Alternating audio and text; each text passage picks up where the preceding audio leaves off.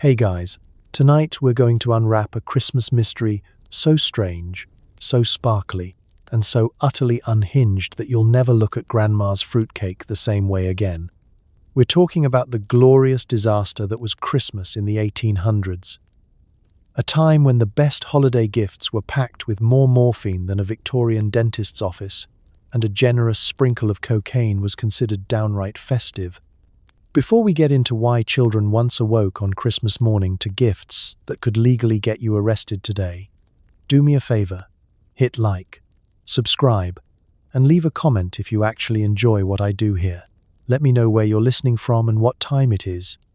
Now, dim the lights, switch on that fan for your own ambient white noise, wrap yourself up like a burrito, and prepare to travel back to a time when the Christmas spirit came in a bottle, and so did the Christmas medicine. Let's pause for a moment. Have you ever wondered what it was actually like to survive a Victorian holiday? Did people really eat 12 kinds of pudding? Was just a little laudanum actually on the dessert menu? How do you wrap a bottle of chloroform? Did anyone make it through Christmas dinner without hallucinating about the Queen?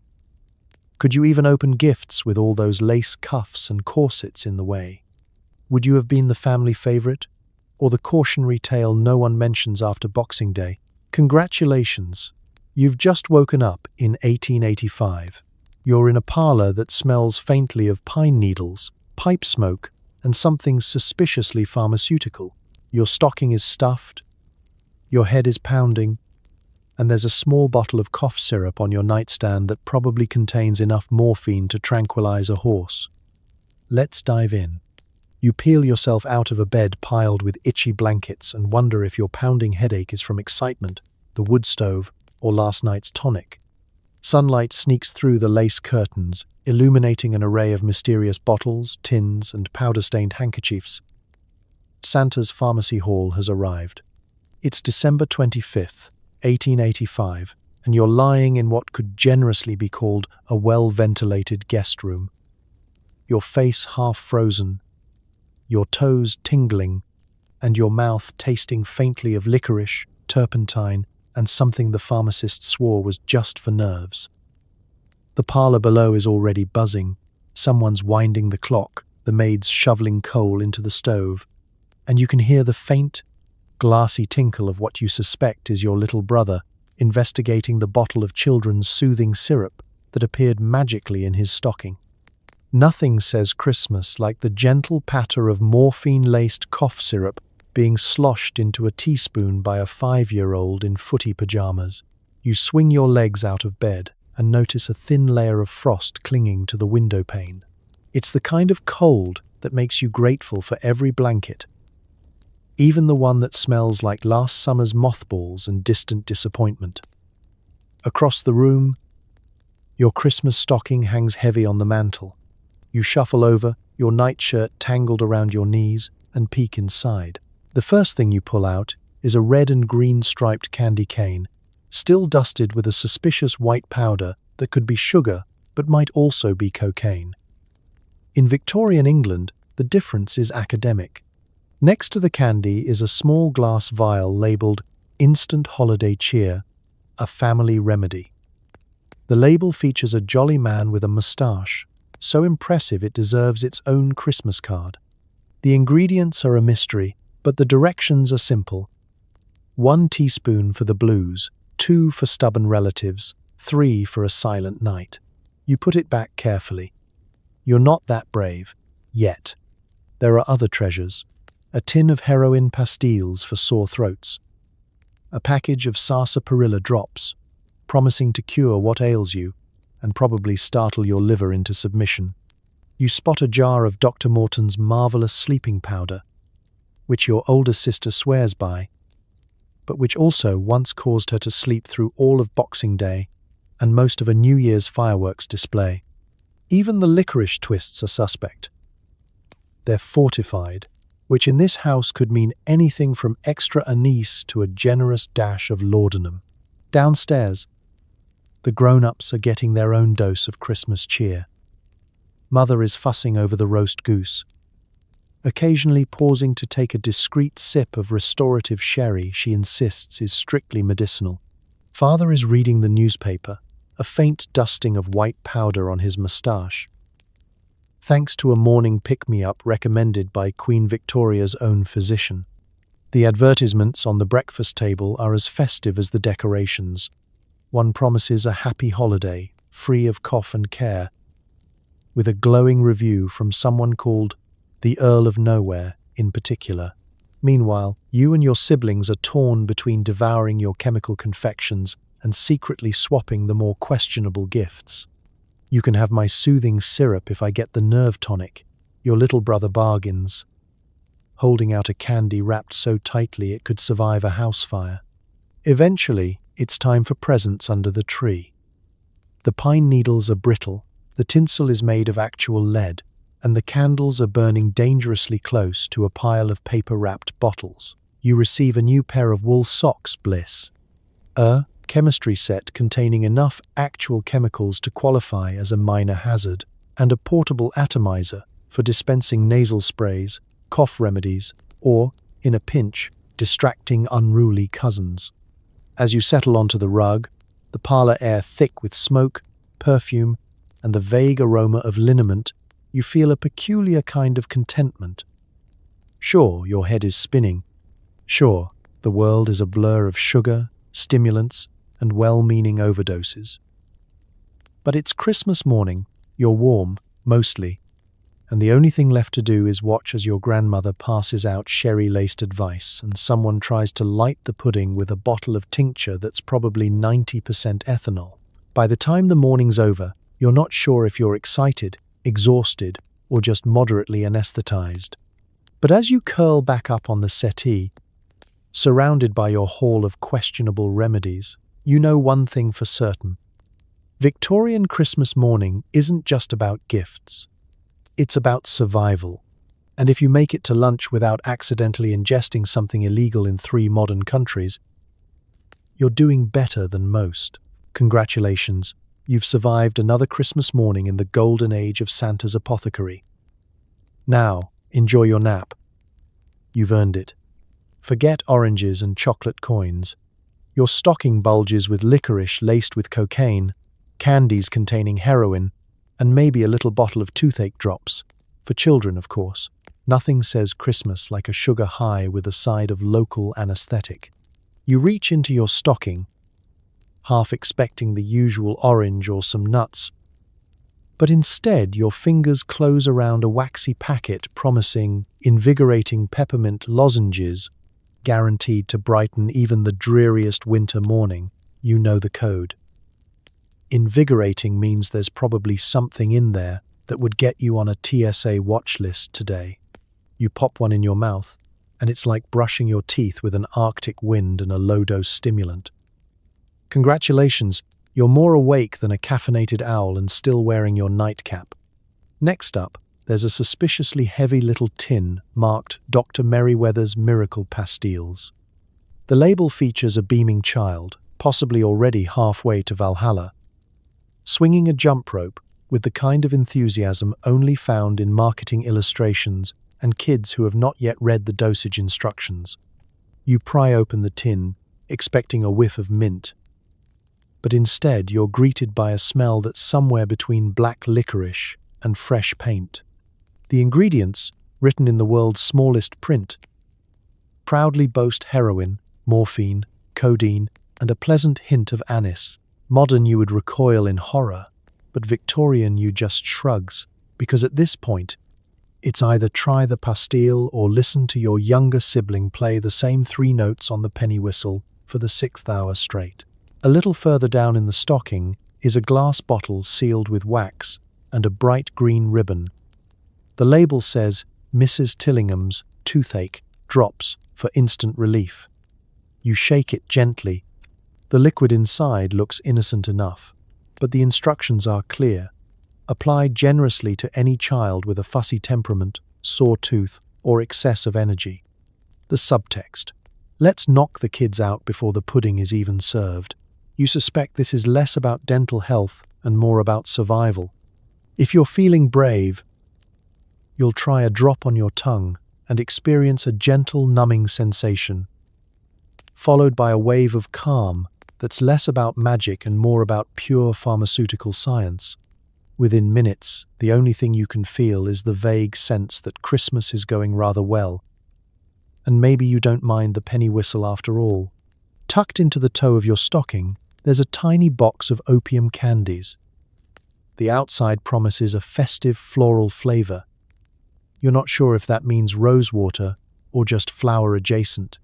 These little cubes are brightly colored and taste both sweet and strangely medicinal. They're a favorite among the grown-ups, especially after a heavy meal or any time the children threaten to sing God, rest ye merry.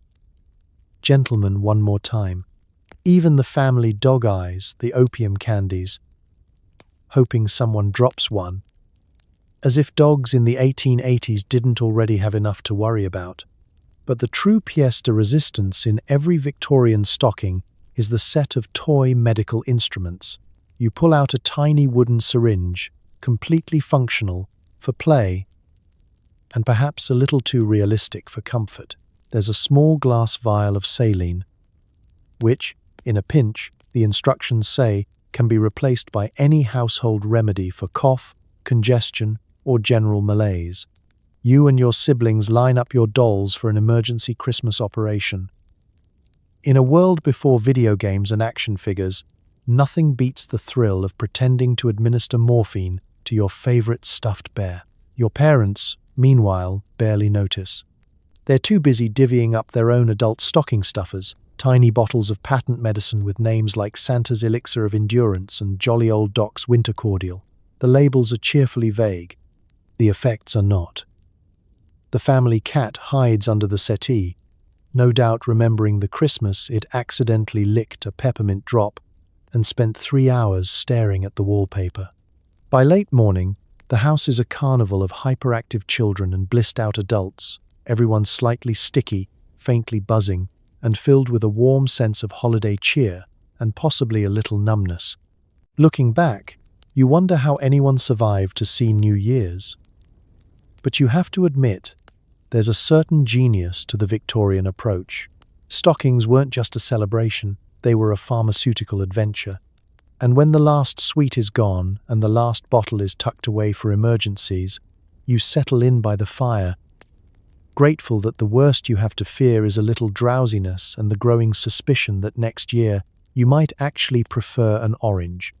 Your mother hands you a peppermint stick and a spoonful of soothing syrup. Dad's reading an advertisement promising miraculous Christmas cures for fussy children, and not one of them is FDA approved.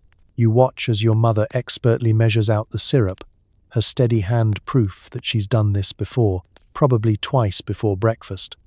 The bottle's label promises rest, obedience, and good humor for even the most energetic child.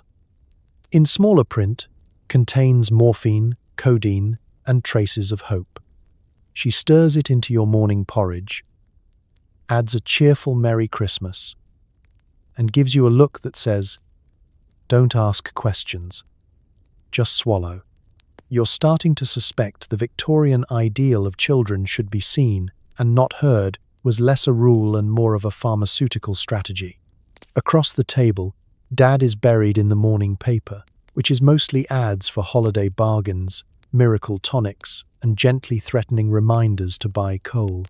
His favorite ad, marked with a little asterisk, is for Dr. Wigham's marvelous elixir, which claims to calm nerves, soothe infants, and invigorate the sluggish. For a moment, you wonder if you're the only one who doesn't feel invigorated, but then you realize half the family is nodding off, and the other half is quietly humming along with the kitchen clock. Victorian parenting isn't about helicoptering or gentle affirmation. It's about surviving until bedtime with everyone's dignity and sanity more or less intact. When your little brother begins to whine, mother simply reaches for her arsenal. Out comes the children's quiet drops, followed by a reassuring pat on the head. Dad mutters something about nerves and slips off to his study, where a digestive cordial is waiting in the desk drawer. This cordial, by the way, is 60% alcohol and 40% wishful thinking. You look around and realize the whole house runs like a pharmacy with a kitchen attached. The sideboard is stacked with bottles, some promising relief from winter blues, others swearing to ward off nervous exhaustion or female complaints. There's a jar of effervescent brain salt next to the plum pudding, and an unmarked tin near the fireplace labeled only for emergencies. If you ask, your parents just shrug and say, "For when the vicar comes to call." You're starting to think the vicar's sermons are the least of their worries. Even the holiday chores have a medicinal air. When mother bakes, she adds a dash of tonic to the mincemeat. When the tree is trimmed, there's always a bottle of sherry just in case the needles go flying. You're convinced the only thing keeping the cat from climbing the Christmas tree is a teaspoon of calming tincture sneaked into its cream. Every adult in the house seems to have a personal prescription, and every child is a tiny, slightly sticky bundle of experiment. But the best part comes when relatives arrive. Aunt Beatrice claims she's brought her own special bitters for digestion.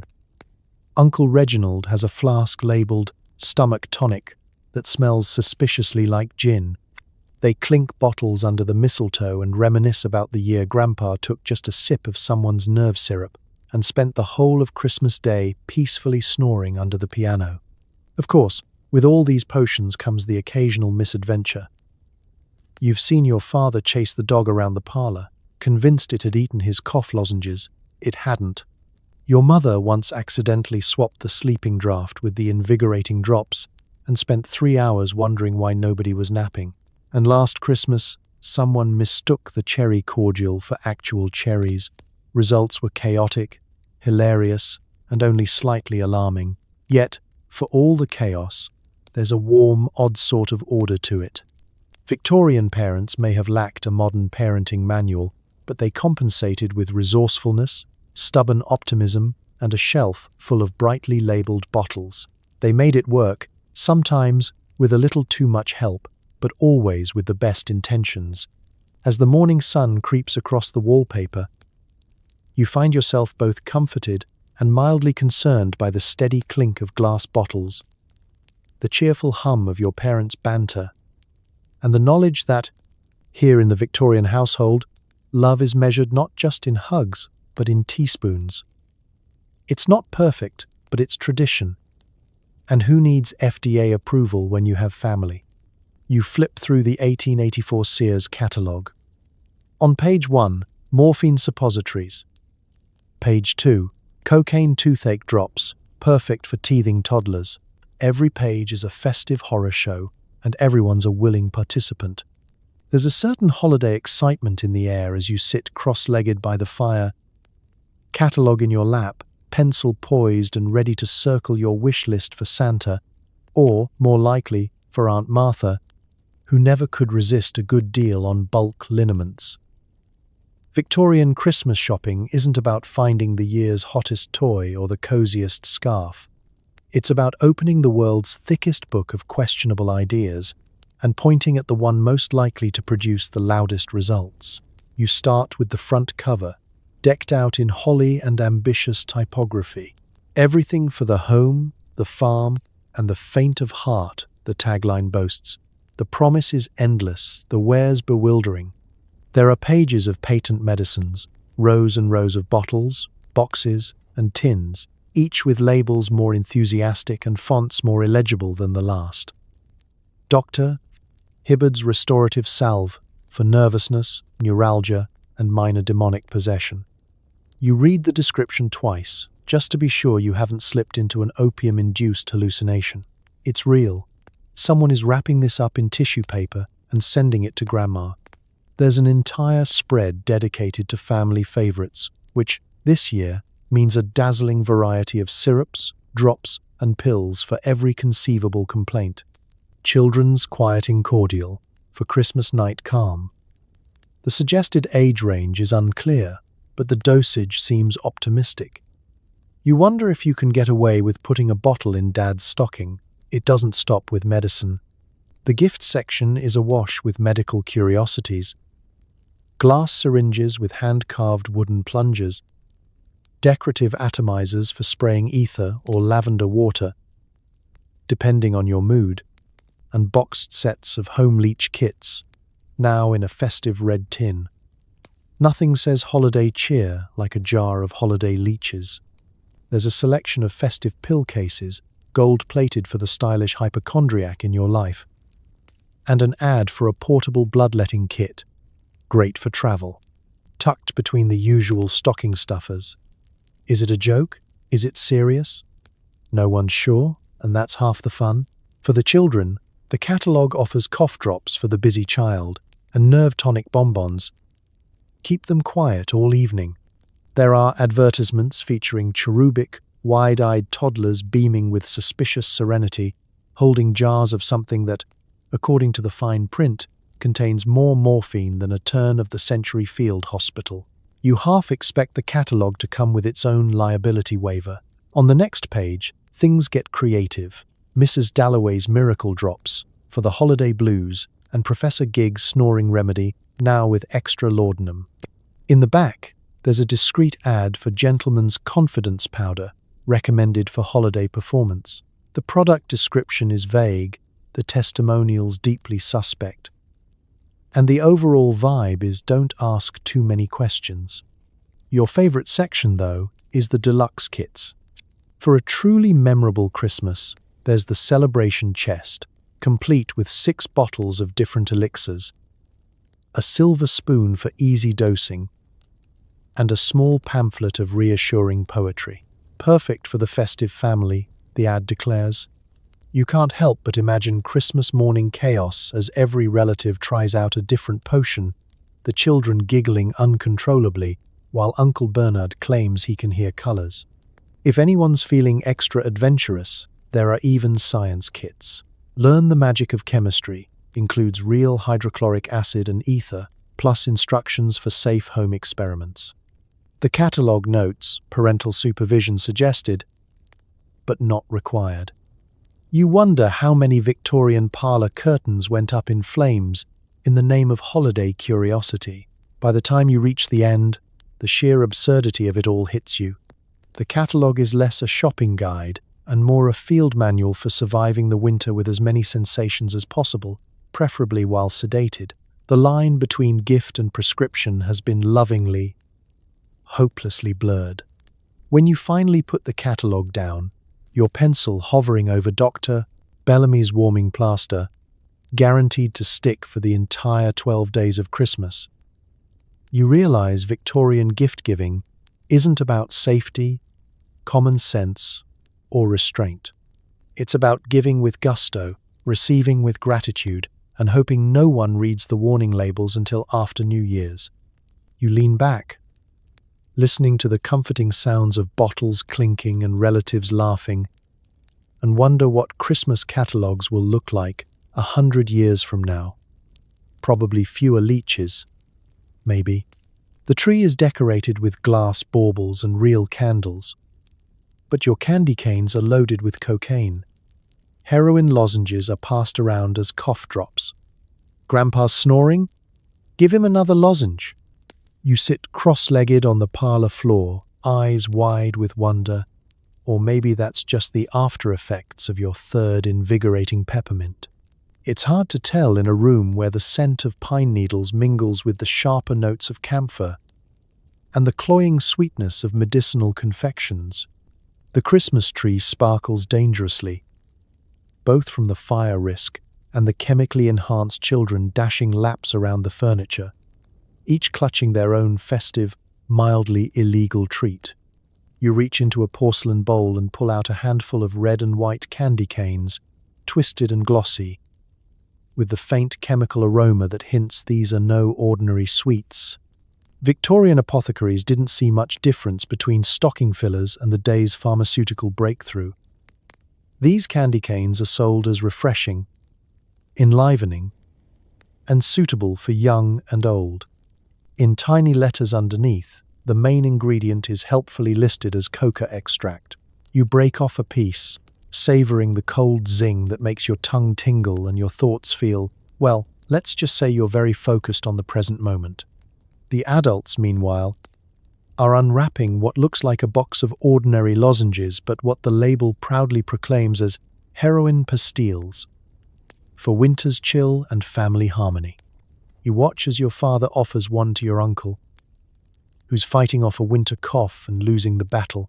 A few minutes later, uncle's cough has vanished, replaced by a serene smile and a sudden lack of interest in the children's chaos. Across the room, Grandma quietly drops a lozenge into her tea, giving you a conspiratorial wink, as if to say, some holiday traditions never go out of style. The truly festive part comes after dinner, when every relative has at least one foot in a different reality. The conversation is slightly delayed, the jokes a little too funny, and the family dog has learned to hide under the sofa whenever someone produces a digestive sweet. No one seems particularly concerned that the children are now stacking chairs to see who can reach the mistletoe, or that Aunt Beatrice has started reciting the King's Christmas speech in fluent French, despite not actually knowing any French. Even the holiday baking gets in on the act. The plum pudding is laced with brandy and dusted with revitalizing sugar. The gingerbread men come with icing smiles and a side of soothing syrup for dipping. If you ask about the taste, the answer is always the same. It's a little different this year. The chemist recommended it. When it's time for Christmas games, things reach their chaotic peak. Musical chairs is more like a slow-motion interpretive dance. And charades devolves into a series of abstract gestures and unexpected naps.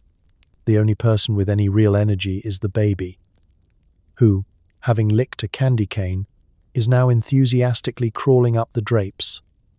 Someone wonders aloud if perhaps the sweets are a little too effective. No one does anything about it. The Victorian approach to snacking is refreshingly direct. Have a headache? Candy. Can't sleep? Try a sweet. Need to keep the children quiet during the Queen's speech. Just a spoonful of sugar with extra spirit. The line between treat and treatment has not so much blurred as vanished entirely, like your memory of what you just ate for lunch. Eventually, as the evening winds down, the effects start to wear off. Children nod off mid-sentence, adults settle into armchairs, and the room grows quiet except for the occasional blissful snore from Grandpa, who, yes, has been given yet another lozenge. The empty candy bowls glisten in the candlelight, surrounded by crumpled wrappers and the faint, lingering aroma of anise and something just a little bit suspicious. You yawn and curl up on the rug, heart racing gently from residual coca, eyes heavy, limbs pleasantly numb. The room fades into a warm, glowing blur. In another era, someone might have worried about overindulgence. But here, in the festive glow of a Victorian Christmas, no one seems concerned, because nothing says season's greetings quite like a little holiday cheer, and if that cheer comes in the form of a candy cane with a pharmacological kick, who are you to argue with tradition? Your baby cousin is finally quiet, thanks to a soothing syrup that contains enough morphine to put a buffalo into hibernation. The rest of the family sighs in relief and wonders if there's a grown-up version. You watch the miracle unfold from the edge of the parlor rug. One moment the baby is red-faced and furious at the injustice of socks, and the next he's slumped in his cradle like a Victorian cherub who's just discovered the concept of peace. The bottle sits on the mantel, proudly labelled with holly and cheerful script, promising calm nights and obedient afternoons. The instructions are brief, optimistic, and written as if naps are a moral duty. Mother recaps the bottle with a satisfied nod. Christmas has been saved. This is not a rare event. This is tradition. In a world without baby monitors, white noise machines, or parenting podcasts hosted by people who have never met your child, soothing syrup is the great equalizer. Crying baby, syrup. Teething baby, syrup. Baby who simply looks like he might cry later. Preemptive syrup. It's less medicine and more a philosophy. Quiet is good, and quiet can be measured by the teaspoon.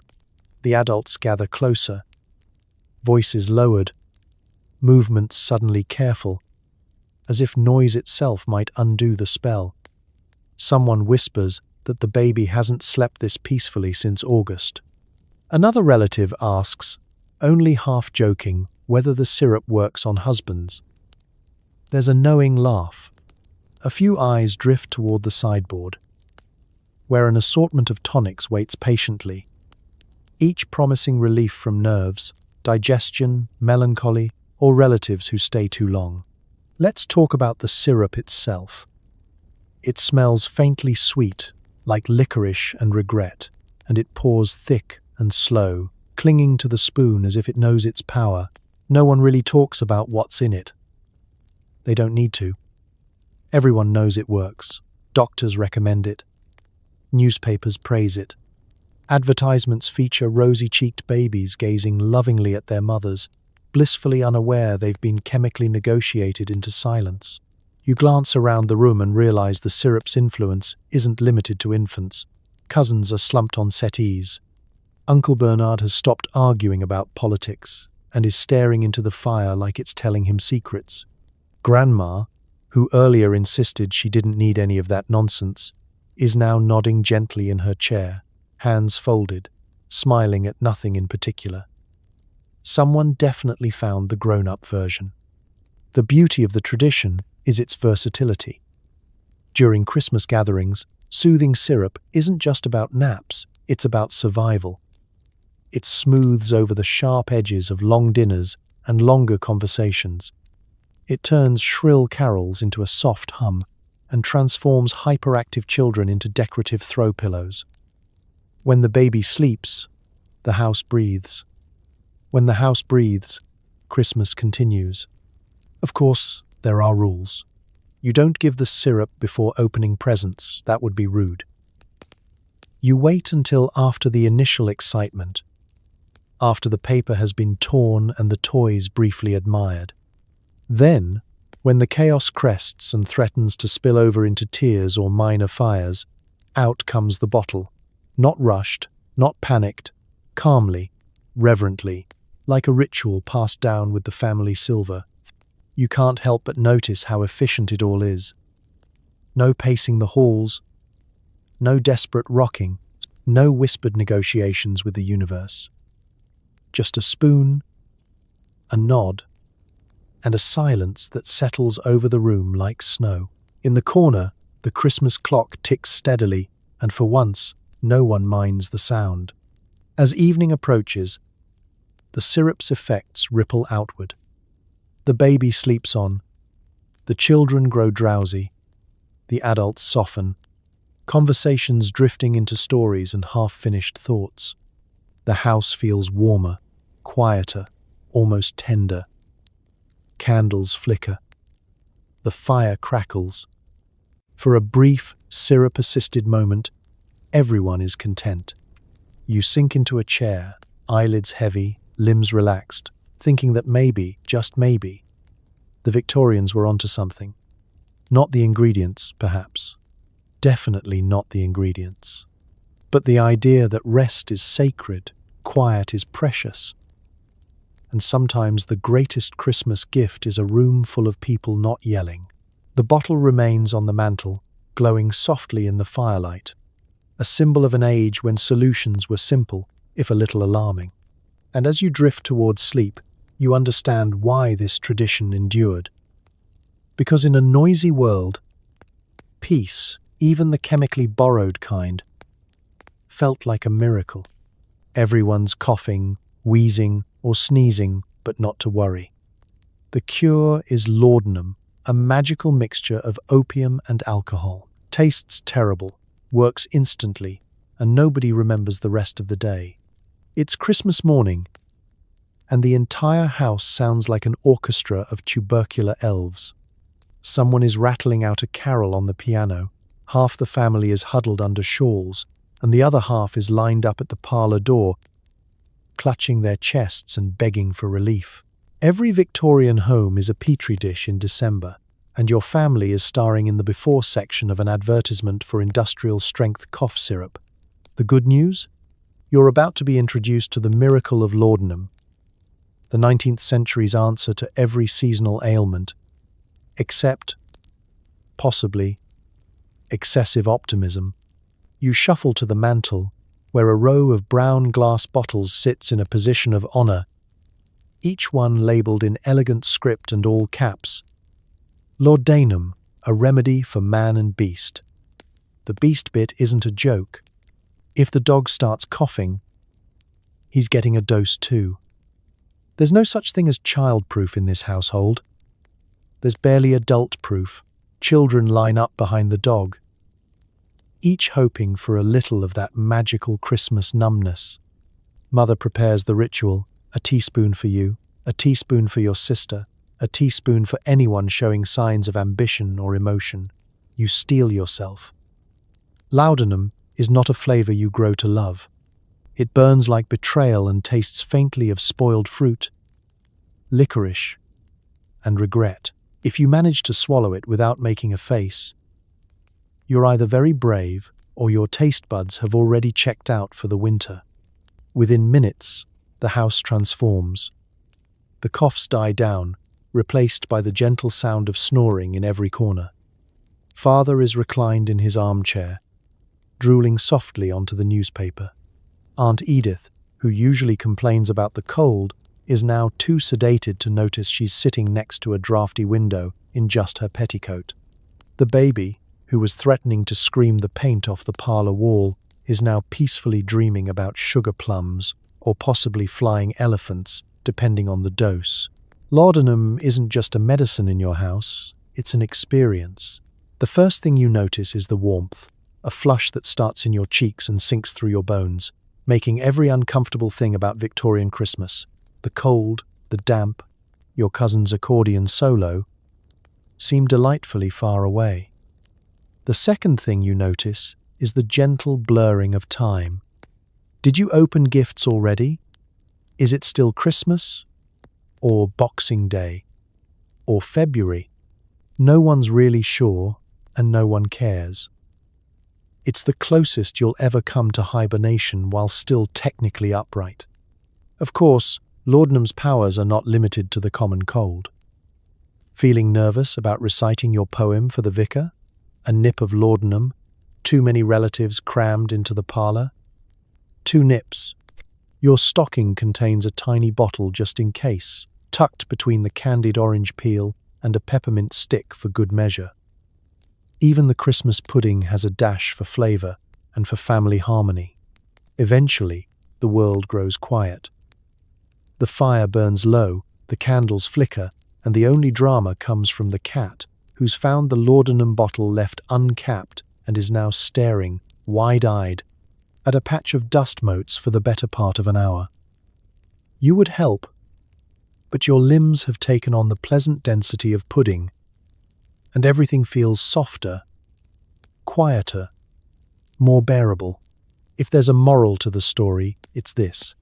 In Victorian England, when winter tried to ruin Christmas, families fought back with the strongest medicine available, and maybe a little denial for good measure. It wasn't always wise. It wasn't always safe, but it made for a remarkably peaceful holiday, provided you didn't mind forgetting most of it. So you curl up by the hearth, warm and woozy, grateful for family, for tradition, and for the gentle, soporific miracle that is laudanum. Christmas isn't ruined after all. It's just paused. And honestly, that's not such a bad thing. You run down to the corner pharmacy, where the shelves are lined with brightly wrapped remedies. The pharmacist wraps your purchases with a wink. Merry Christmas. Don't take more than 2 teaspoons unless you're feeling particularly festive. It's Christmas Eve in the 1880s. And, as usual, someone has forgotten to buy a present for Aunt Beatrice. The weather is cold, the gas lamps flicker in the early dusk, and the street outside the pharmacy is a parade of wool coats, top hats, and frazzled last-minute shoppers. You dodge around a man arguing with his horse, slip on a patch of ice, and arrive at the apothecary with both your dignity and your holiday spirit mostly intact. Inside, the air is warm and fragrant with an overwhelming blend of peppermint oil, camphor, and whatever miracle tonic is leaking from the display. Shelves gleam with rows of amber glass bottles and tins, each one sporting a cheerful label that's only slightly more alarming the longer you read it. There's Uncle Horace's Invigorating liniment for sore muscles, effervescent Christmas powders for stomach upset, and Mrs. Winterbottom's lively liver elixir, guaranteed to make you forget both your digestive complaints and your dinner guests. Your mission is clear. Find something impressive, affordable, and unlikely to cause a family scandal. The pharmacist, resplendent in his crisp white apron and magnificent sideburns, greets you with a knowing smile. He's seen dozens like you today, and he's ready to upsell everything from herbal sleep drops to pick-me-up pills with a sales pitch worthy of a carnival barker. "Is it for a cold?" he asks, not bothering to lower his voice. "Or nerves? Or perhaps something a bit more festive?" His eyes twinkle like a man who knows the real meaning of Christmas is plausible deniability. You browse the holiday specials table, which features a festive basket of seasonal family remedies. Each bottle is wrapped in a red ribbon, with a miniature sprig of holly tied to the neck. You pick up a tin of soothing syrup, recalling how peaceful the house was after the baby tried it last year. Next to it, a box of celebration lozenges promises to clear the head, soothe the throat, and enliven even the most stubborn uncle.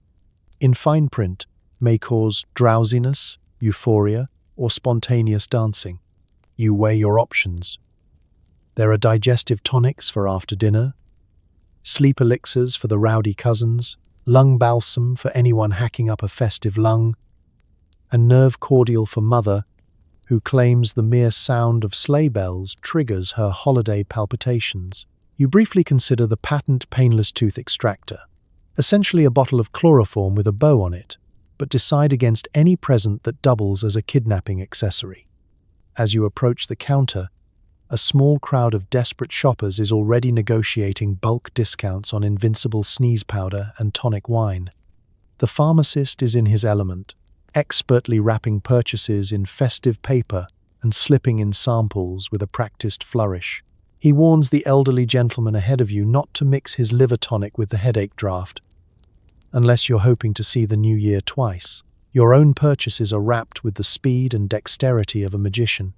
The pharmacist adds a candy cane on the house and reminds you, 1 teaspoon for health, 2 for peace on earth, 3 only if you want to remember Christmas as a particularly vivid dream. The whole process takes less than 10 minutes, a Victorian record. You leave with your arms full, your wallet lighter, and your conscience clear, mostly. On the walk home, your bag of remedies rattles with every step. The snow falls softly.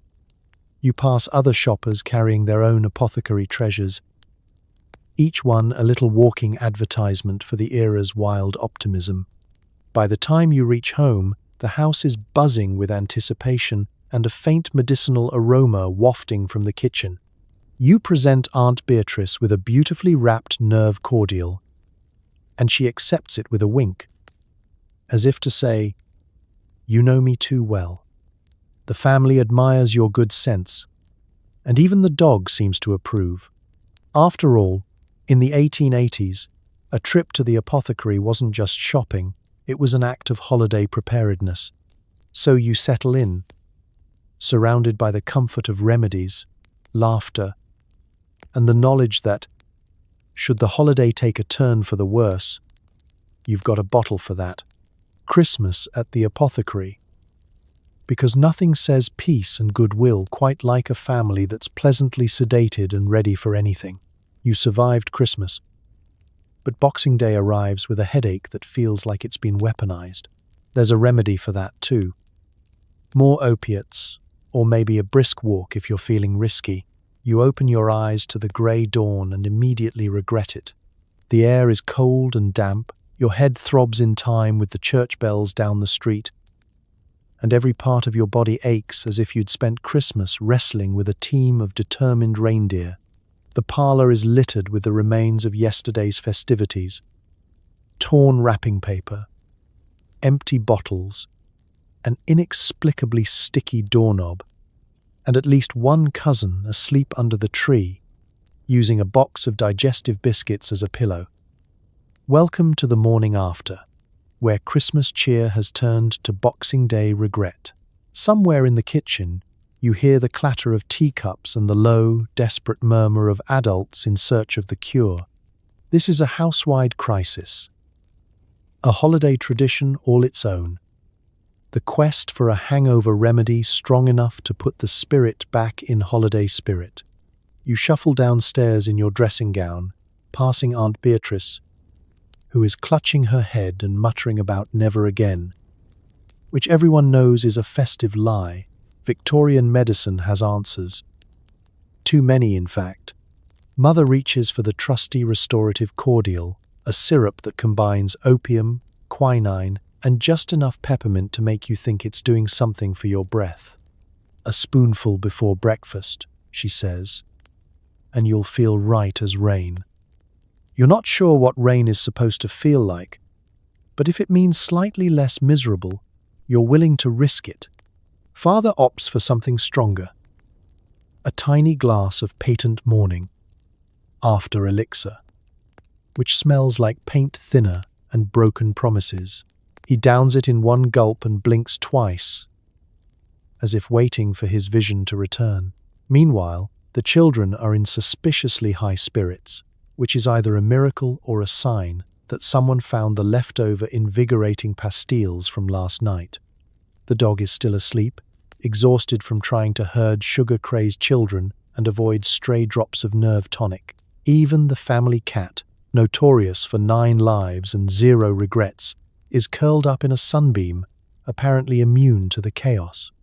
If you're feeling particularly daring or unlucky, someone might suggest a brisk walk in the icy morning air. The logic is simple. Shock your system back to life, or at least numb your hangover with frostbite. You pull on your boots, wrap yourself in 3 scarves, and venture out, the world spinning gently. The streets are full of other bleary-eyed souls, shuffling toward the bakery or leaning on lampposts like survivors of some minor disaster. There's camaraderie and shared suffering. Every nod is a silent agreement that the true cost of Christmas comes due on Boxing Day. Back home, breakfast is a quiet, desperate affair. Toast, tea, a few dry biscuits, and, for the brave, another dose of household remedy. Someone attempts a polite conversation, but words are hard and sentences dissolve halfway through. Grandpa tries to recall the events of Christmas dinner, only to be shushed by 3 different family members at once. As the day goes on, the worst of the headache begins to fade, replaced by a gentle, if slightly woozy, sense of survival. The presents are gathered into piles, the parlor is swept, and the first batch of thank you notes is attempted. Though nobody has the energy for sincerity, there are leftovers to eat, stories to share, and, inevitably, a little more medicine to take the edge off. By the afternoon, the family has reached a fragile peace. The hangovers recede, the spirits lift, and the laughter returns, soft, cautious, but real. You've survived another Victorian Christmas and its inevitable aftermath. You swear next year will be different, and you'll have the willpower to resist every festive bottle and mysterious tonic. But as someone quietly opens the sideboard for a nip of something restorative, you know the cycle will continue. And so you raise your cup of weak tea, toast to family resilience, and reflect that while the ghosts of Christmas past may haunt you, the ghosts of Christmas hangovers are never far behind. Welcome to Boxing Day, the real test of Victorian holiday spirit. Doctors are convinced that cocaine is a safe and effective remedy for colds. Heroin is less addictive than morphine, and morphine is practically a vitamin. What could possibly go wrong? The answer, at least in Victorian England, and a shockingly large chunk of America, is absolutely nothing if you ask the people with the medical degrees. This was the golden age of trial and error medicine, when a white coat and a spectacular moustache were all you needed to get published in the Journal of Well-Intentioned Guesswork. Laboratories were still powered by candlelight and optimism. Every discovery, no matter how alarming, was cause for celebration. Side effects? Those were called character building. You stroll into the doctor's office, your nose is stuffed, your throat feels like sandpaper, and you haven't slept in a week. Today, you'd get a gentle suggestion for bed rest, and maybe a Tylenol.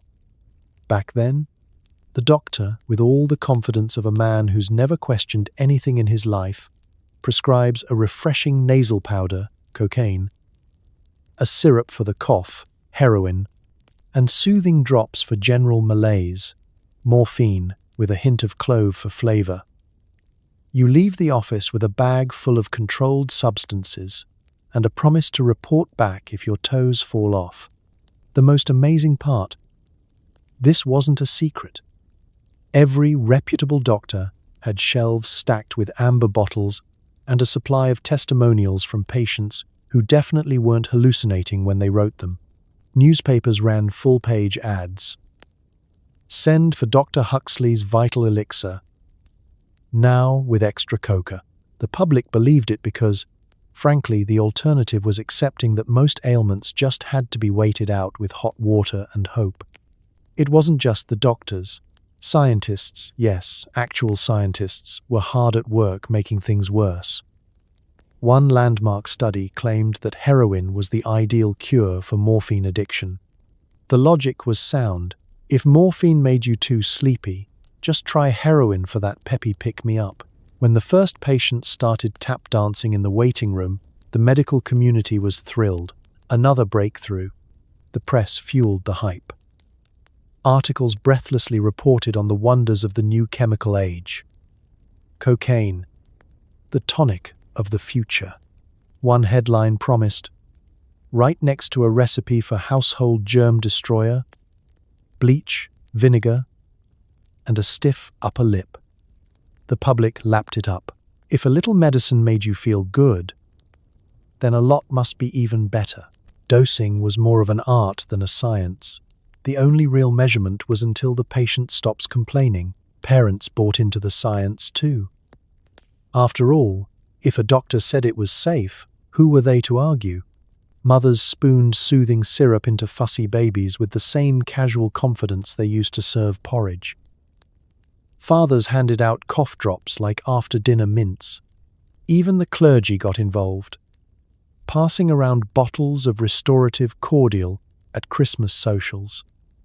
What was the harm in a little cheer? But here's the twist.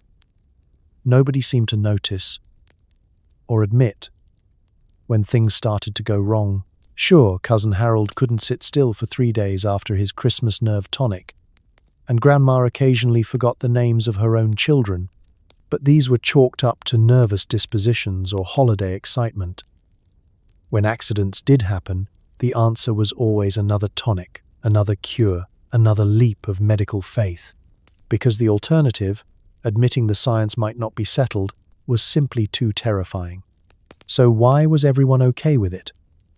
Because science, at least the Victorian version, promised certainty, hope, and relief. It offered a solution for every ailment, no matter how improbable. And in an era where life was hard, winters were long, and doctors still believed in humors, a little magical thinking was almost as good as a cure. The result? A Christmas morning where everyone is medicated, optimistic, and blissfully unaware of what the next century's textbooks will say about their remedies. What could possibly go wrong? Well, everything. But, for now, it's science, and that's all anyone needs. There are no childproof caps. The children are the ones opening the bottles for everyone else. What's the worst that could happen? Answer: a 19th century Christmas. The concept of child safety in a Victorian household is about as advanced as the concept of a microwave oven, non-existent and bordering on science fiction. Here, responsibility is doled out by height. If you're tall enough to reach the mantel, you're old enough to handle a bottle of Laudanum. The family medicine chest, a cheerful wooden box labeled cures for every complaint, sits unlocked in the sitting room. Bottles of cough syrup, tins of soothing powders, and mysterious glass vials are scattered among candlesticks and Christmas cards. It's Christmas morning, and you're appointed junior apothecary by default. Mother, balancing a tray of boiled eggs and toast, calls out, "Fetch Aunt Beatrice's nerve tonic, would you?" No one even blinks as you pop the cork, measure a generous dose, and hand it over, only slightly sticky from the peppermint you unwrapped a moment earlier. If you spill, there's no panic. Just a hasty wipe with your sleeve, and the quiet hope that you haven't wasted too much of the good stuff. Your little brother, meanwhile, is unwrapping his toy medical kit, complete with a tiny wooden syringe, a spoon, and a miniature bottle labeled soothing syrup. It's a game, but it's not much different from what you're doing for real. Cousins line up for pretend checkups, imitating the adults. Say ah, and don't forget your morphine pastille. If a child manages to break a bottle, and someone always does, the response is less emergency and more learning opportunity. Sweep up the glass, don't lick the syrup off the floor, and try not to tell mother. Childproofing, as a concept, simply does not exist. Bottles are stoppered with corks, sometimes wax-sealed for travel. But there's nothing a determined 8-year-old can't pry open. Labels aren't printed with warning skulls or keep out of reach instructions. Instead, they're decorated with curlicues and testimonials from grateful mothers and restored gentlemen. The worst thing that might happen if you take the wrong medicine is, well, no one's really sure, but Grandpa says it builds character. During the holiday rush, the grown-ups rely on a small army of children to serve as errand runners and medicine fetchers. "Bring me the cordial, dear, the one for digestion, not the sleep drops," says Uncle Reginald, who learned the difference the hard way last year and still gets nervous around nap time. You find yourself weighing bottles, checking for the familiar shape and weight, and occasionally guessing based on smell. Cinnamon is for nerves, licorice for coughs, peppermint for general gloom. Anything that smells like paint thinner is probably for grown-ups only. Every so often, chaos erupts. A bottle goes missing, someone doses the dog by mistake, or a cousin gets into the family tonic and spends the afternoon cheerfully rearranging the Christmas tree ornaments in alphabetical order. The adults handle it with the calm of people who have seen it all before. A quick lecture, a glass of water, and the advice to walk it off. If you feel faint, have a peppermint drop. If you feel too energetic, have half a teaspoon of syrup. And if all else fails, sit by the fire until someone figures out whose bottle is whose. By midday, most of the bottles have migrated to the kitchen, where they stand in a huddle near the pudding. No one locks them away. There's an unspoken trust that the children, having survived this long, are unlikely to do anything truly catastrophic. In a pinch, it's understood that older siblings will police the younger ones, occasionally trading secrets. "I'll show you where mother keeps the extra nerve drops if you give me your licorice stick." Looking back, you marvel at the casual confidence of it all. Victorian children are hardy by necessity, not by choice. They survive tumbles, questionable dosages, and the constant risk of mistaking tonic for treacle. The holiday may be a blur of sugar, medicine, and mild peril, but it builds a particular kind of resilience. A talent for improvisation, quick thinking, and the ability to tell the difference between peppermint syrup and peppermint syrup. So, what's the worst that could happen? Well, that's what Boxing Day is for.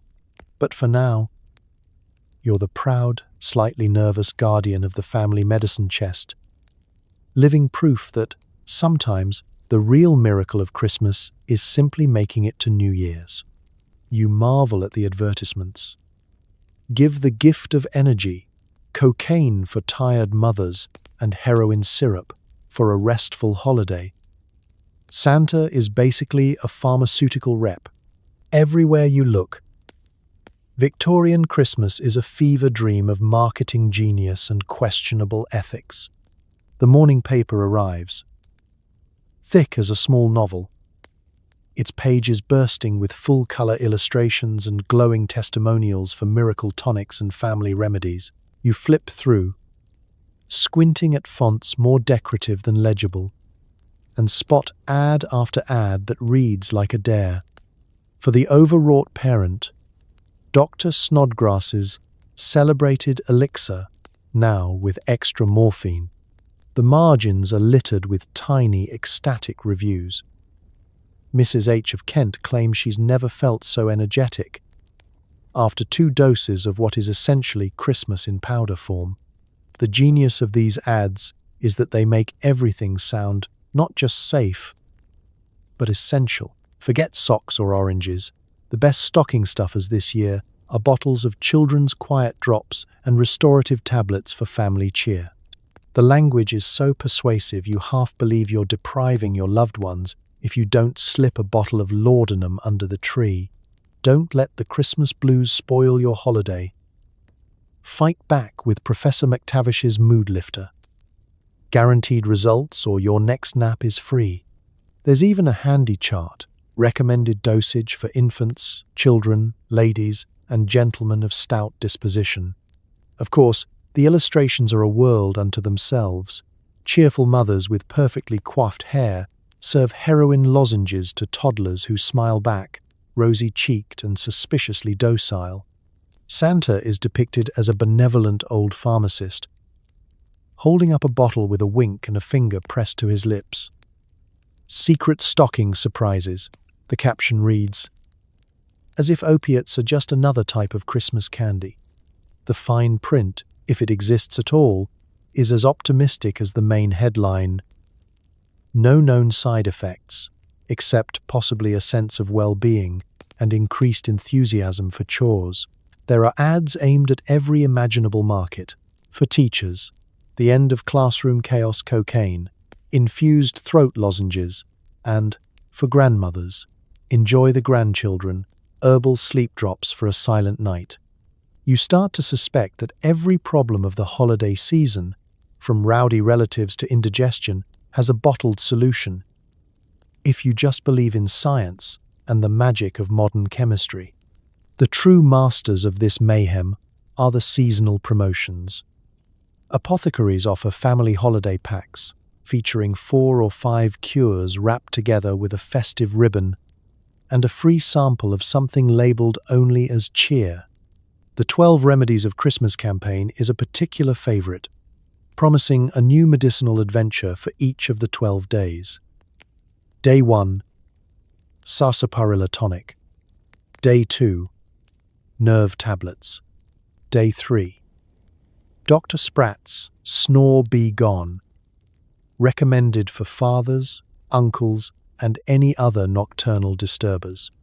The rest is a blur of exotic extracts, mysterious powders, and testimonials from customers who, by the sound of it, are both deeply satisfied and no longer entirely tethered to reality.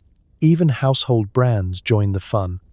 You see holiday edition bottles of cough syrup with holly-printed labels, celebration liniment for those inevitable slips on icy steps, and winter warmth cordial for anyone feeling less than merry. There's a sense that to celebrate responsibly is to celebrate chemically. And the only thing more dangerous than too much holiday spirit is running out. What's truly wild is how earnestly people buy in. Children recite jingles for their favorite remedies, and grandparents trade gossip about which tonic works fastest. Families display their prettiest bottles on the mantelpiece, right alongside Christmas cards, and the conversation at dinner often turns to new and exciting medicinal options. We tried the McTavish Mood Lifter last year. Uncle Harold played charades for 3 hours straight. Unforgettable Christmas. You finish browsing the advertisements with a sense of awe and mild concern. The spirit of the season isn't just in the giving, but in the marketing. A glorious, reckless era when Santa and science joined forces and Christmas shopping came with a warning label you'd never bother to read. And somewhere, in a cozy back office, the real Santa, pocket watch in hand and order book full, is already planning next year's campaign. Give the gift of good health, and maybe a little something extra. The entire extended family is here, and everyone is in a suspiciously good mood. Uncle George is telling a story about seeing angels in the wallpaper. No one questions it. You squeeze into the parlor, which now contains more relatives than furniture, and immediately notice something is off. Not bad off, just floaty. Everyone's smiling a little too long, nodding a little too earnestly, and laughing at jokes that don't appear to have a punchline. Aunt Margaret has been complimenting the same centerpiece for 10 straight minutes. Grandpa hasn't complained once. This alone is enough to raise alarm bells. But you keep quiet. It's Christmas. Miracles happen. Let's talk about the seating arrangement. Or rather, the lack of one. People are perched on ottomans, window ledges, and the arms of chairs, all leaning in toward each other like conspirators in a very cozy secret society. Someone has started a story, but no one remembers how it began or where it's going, and that's fine. Stories don't need endings tonight. They just need enthusiasm. Uncle George gestures broadly at the wall and explains, in great detail, how the floral pattern is moving, slowly, reverently. They're waving, he says. You glance at the wallpaper. It's definitely not waving. You nod anyway. This is what happens when you put 3 generations in one room and introduce them to a buffet of patent medicines. The younger cousins are buzzing, darting between adults with the unstoppable confidence of people who have accidentally consumed stimulants. The older relatives are sunk deep into armchairs, wrapped in shawls and blissful acceptance. The middle-aged contingent exists in a strange middle zone, lucid enough to refill drinks, not lucid enough to stop anyone. Someone suggests a game. This is always a mistake. Charades is chosen because it requires no supplies and very little memory. The first performance involves Aunt Beatrice attempting to act out something she insists is a simple household object, but looks more like a swan fighting invisible bees. The family applauds wildly. Uncle George wipes away a tear. Beautiful, he whispers. No one asks what the object was. Conversation drifts and loops. Topics repeat. The same anecdote about the Christmas of 72 surfaces again and again, each time with new details and fewer facts. Cousin Henry claims he can hear the clock breathing. Grandma agrees and asks it politely to stop. The clock does not respond, but everyone feels better having addressed it. There is food everywhere, but no one seems hungry in the traditional sense. People pick at biscuits, forget them, then pick them up again 10 minutes later. Someone eats 3 servings of pudding without realizing it. Someone else insists they already had pudding, despite the fact that it hasn't been served yet. Time is more of a suggestion now. At some point, caroling begins. Or attempts at it. Voices join in at random intervals, drifting in and out like radio signals from different decades. Half the family is singing one verse, the other half another, and one cousin is humming something that might be a national anthem. It doesn't matter. The harmony is conceptual. You notice how affectionate everyone is. Hands on shoulders, heads leaning together. Even the relatives who normally argue about politics or inheritance are united in a shared, gentle confusion. It's hard to be angry when your limbs feel pleasantly heavy and your thoughts have slowed to the pace of falling snow. As the evening deepens, the delusions grow softer, less visual, and more emotional. People talk about how much they love each other, how lucky they are, how this is the best Christmas they can remember, even though no one can quite remember it. There's a sense of warmth that has nothing to do with the fire. Eventually, the energy ebbs. Conversations trail off. People drift into naps mid-sentence, heads tilted back, mouths slightly open. Uncle George's angels retreat back into the wallpaper, their work apparently done. The room settles into a quiet hum of breathing, crackling logs, and distant bells. You sink into a corner chair, watching it all with a sleepy smile. Family gatherings in the Victorian age aren't just social events, they're shared hallucinations, communal experiences powered by love, tradition, and a frankly impressive amount of chemistry. And in this moment, surrounded by murmured nonsense and unconditional warmth, you understand the real magic of Christmas past. Not the gifts, not the remedies, but the way everyone, together, gently loses their grip on reality and doesn't mind at all. The family doctor stops by, pockets bulging with mysterious bottles and jolly advice. He prescribes more of everything, warns you not to let the fire go out, and wishes you a medicated new year.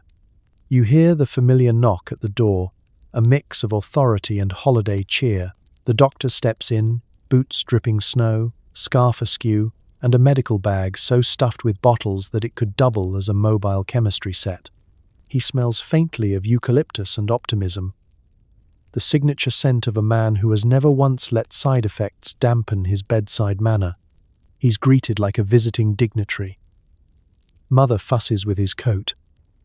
Father offers a seat by the fire, and the children peer up at him with wide, slightly anxious eyes.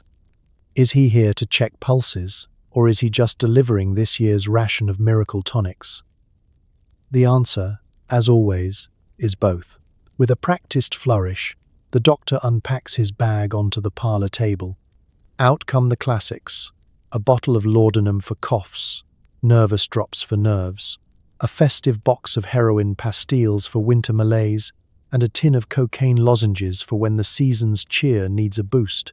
He lines them up like an apothecary's nativity set. The labels gleam in the candlelight. For all that ails you, and for a jollier Yuletide. The doctor listens to complaints with a sympathetic hum, occasionally peering into a mouth or listening to a chest. Aunt Beatrice swears her digestion is off. The children feign coughs, hoping for a taste of the infamous syrup. The baby, blissfully unaware, snores on in his cradle, courtesy of a preemptive spoonful. With the calm of a man who has never heard the words medical liability, the doctor dispenses advice and dosages with the authority of a general distributing rations before a long siege. You'll want to keep the fire stoked, he says, and if the little ones get restless, half a lozenge will do. He offers a wink, as if he's sharing a secret with each member of the household. He prescribes seasonal rest, code for don't let anyone strain themselves with family drama, and insists that the dog's cough can be cured with the same syrup as the children's, perhaps in a slightly smaller dose. His visit is part performance, part reassurance, and part good old-fashioned Victorian product placement. He retells stories of the holiday ailments he's cured up and down the lane, from Mrs. Wren's Christmas sneezes, gone in 2 spoonfuls, to old Mr. Dalrymple's festive insomnia, slept straight through to Epiphany. His voice is so full of authority and good cheer that you're almost tempted to believe everything is under control, even as you realize most of his cures come with a side of oblivion. The children listen in awe as the doctor describes the wonders of modern medicine. There's a syrup for sadness, a powder for nerves, and a lozenge for the kind of holiday spirit you can't buy at the grocer's, he proclaims. No one asks what's actually in any of these bottles. Why would they? In an age when science means whatever the doctor says, trust is dispensed as freely as cough syrup. Before he leaves, the doctor encourages everyone to keep warm, stay merry, and don't let a little Christmas excitement wear you out. He hands out samples like party favors, tiny envelopes of powder, miniature bottles tied with ribbon. The youngest children, wide-eyed and sticky-fingered, clutch their treasures, unsure if they're supposed to eat them or hang them on the tree.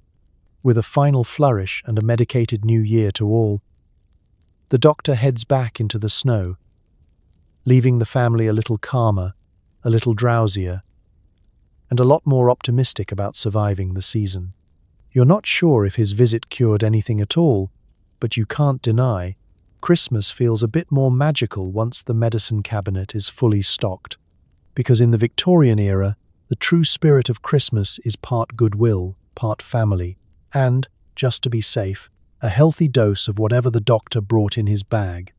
You give Grandma a bottle of fortified sherry, a fresh vial of laudanum, and a hot brick for her feet. She'll make it to January, one way or another. Grandma receives her gifts with a twinkle in her eye and the air of someone who's seen a dozen Christmases, 3 house fires, and a brief but memorable run-in with the local constable over improper use of goose grease. She knows exactly what to do. The sherry goes straight into her knitting basket for later. The laudanum is tucked discreetly beside her favorite rocking chair, and the hot brick, still wrapped in yesterday's newspaper, gets slipped under her feet with a contented sigh. You watch her arrange these treasures like a seasoned strategist deploying her best troops. The sherry, rich and dark, is more than a drink, it's her social armor. Any time the conversation veers into politics, family feuds, or the proper way to stuff a goose, she takes a modest sip. "It's for my circulation," she claims, but everyone knows the bottle will be empty by 12th night. She even pours a little in her tea, just to keep things festive.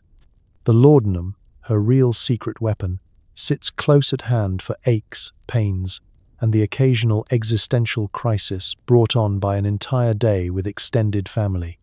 The label promises comfort, tranquility, and instant peace, and it's not lying. You've seen Grandma dose herself after a particularly rowdy carol or a debate over who ruined the Christmas pudding. Within minutes, her smile widens, her sigh grows deeper, and she's content to let the rest of the world fade into the background hum of holiday chaos. The hot brick, meanwhile, is the kind of practical gift Victorians excelled at, simple, sturdy, and guaranteed to survive 3 generations. Heated in the coals and wrapped in a towel, it radiates a steady warmth through the dark winter nights. If you're lucky, she'll let you borrow it during a snowstorm. But don't get attached. Grandma is known to guard her hot brick like a dragon guards its hoard. Sometimes you'll find the family cat curled around it, basking in stolen heat while Grandma pretends not to notice. Of course, these gifts are more than just tradition. They're a kind of seasonal insurance policy. Victorian winters are long, the house is always drafty, and the promise of spring is a rumor at best. The combination of fortified wine, gentle opiates, and a portable heat source is what keeps Grandma both comfortable and, in her words, blissfully indifferent to whatever drama erupts in the parlor. Other relatives take note. Uncle George eyes the sherry with the longing of a man who has been cut off after last year's incident with the plum pudding. Aunt Beatrice hovers hopefully, asking about the laudanum's soothing effects for her mysterious winter nerves. Even the younger cousins appreciate the hot brick, especially after a snowball fight leaves their toes stinging and their spirits low. Gift-giving to Grandma is an art form. One year you tried mittens, lovely, hand-knit, utterly ignored in favor of something stronger. Another year, a new Bible, nice, but unable to compete with a bottle of revitalizing cordial from the Apothecary. You've learned, when it comes to Victorian comfort, practicality always has a dash of vice. Later in the evening, you find Grandma dozing in her chair, feet warmed by the brick, an empty glass of sherry on the table, and a faintly floral hint of laudanum in the air. The family buzzes around her, oblivious to the fact that the true matriarch of Christmas is quietly achieving serenity one sip, drop, and toasty toe at a time. As the snow falls softly outside and the fire crackles in the grate, you realize that the best gifts aren't always the most exciting. Sometimes they're the things that help you weather another winter, nod off during an argument, and smile through 3 straight hours of caroling. Grandma will make it to January. Indeed. And she'll do it with style, warmth, and just a little medicinal assistance. The children's party is in full swing. There's punch, fruitcake, and a medicated lemonade that makes the entire room a little too cheerful. Musical chairs has never been so intense. The parlor is alive with the high-pitched symphony of a dozen small Victorians, all dressed in miniature waistcoats, pinafores, and the kind of shoes that guarantee someone will end up sliding across the floor. Your host, Aunt Margaret, who believes firmly in energetic children, has outdone herself. There's a table covered in treats, everyone suspiciously glossy and probably infused with at least one questionable ingredient. The centerpiece is a bowl of punch, fizzing merrily and smelling faintly of lemons and something else.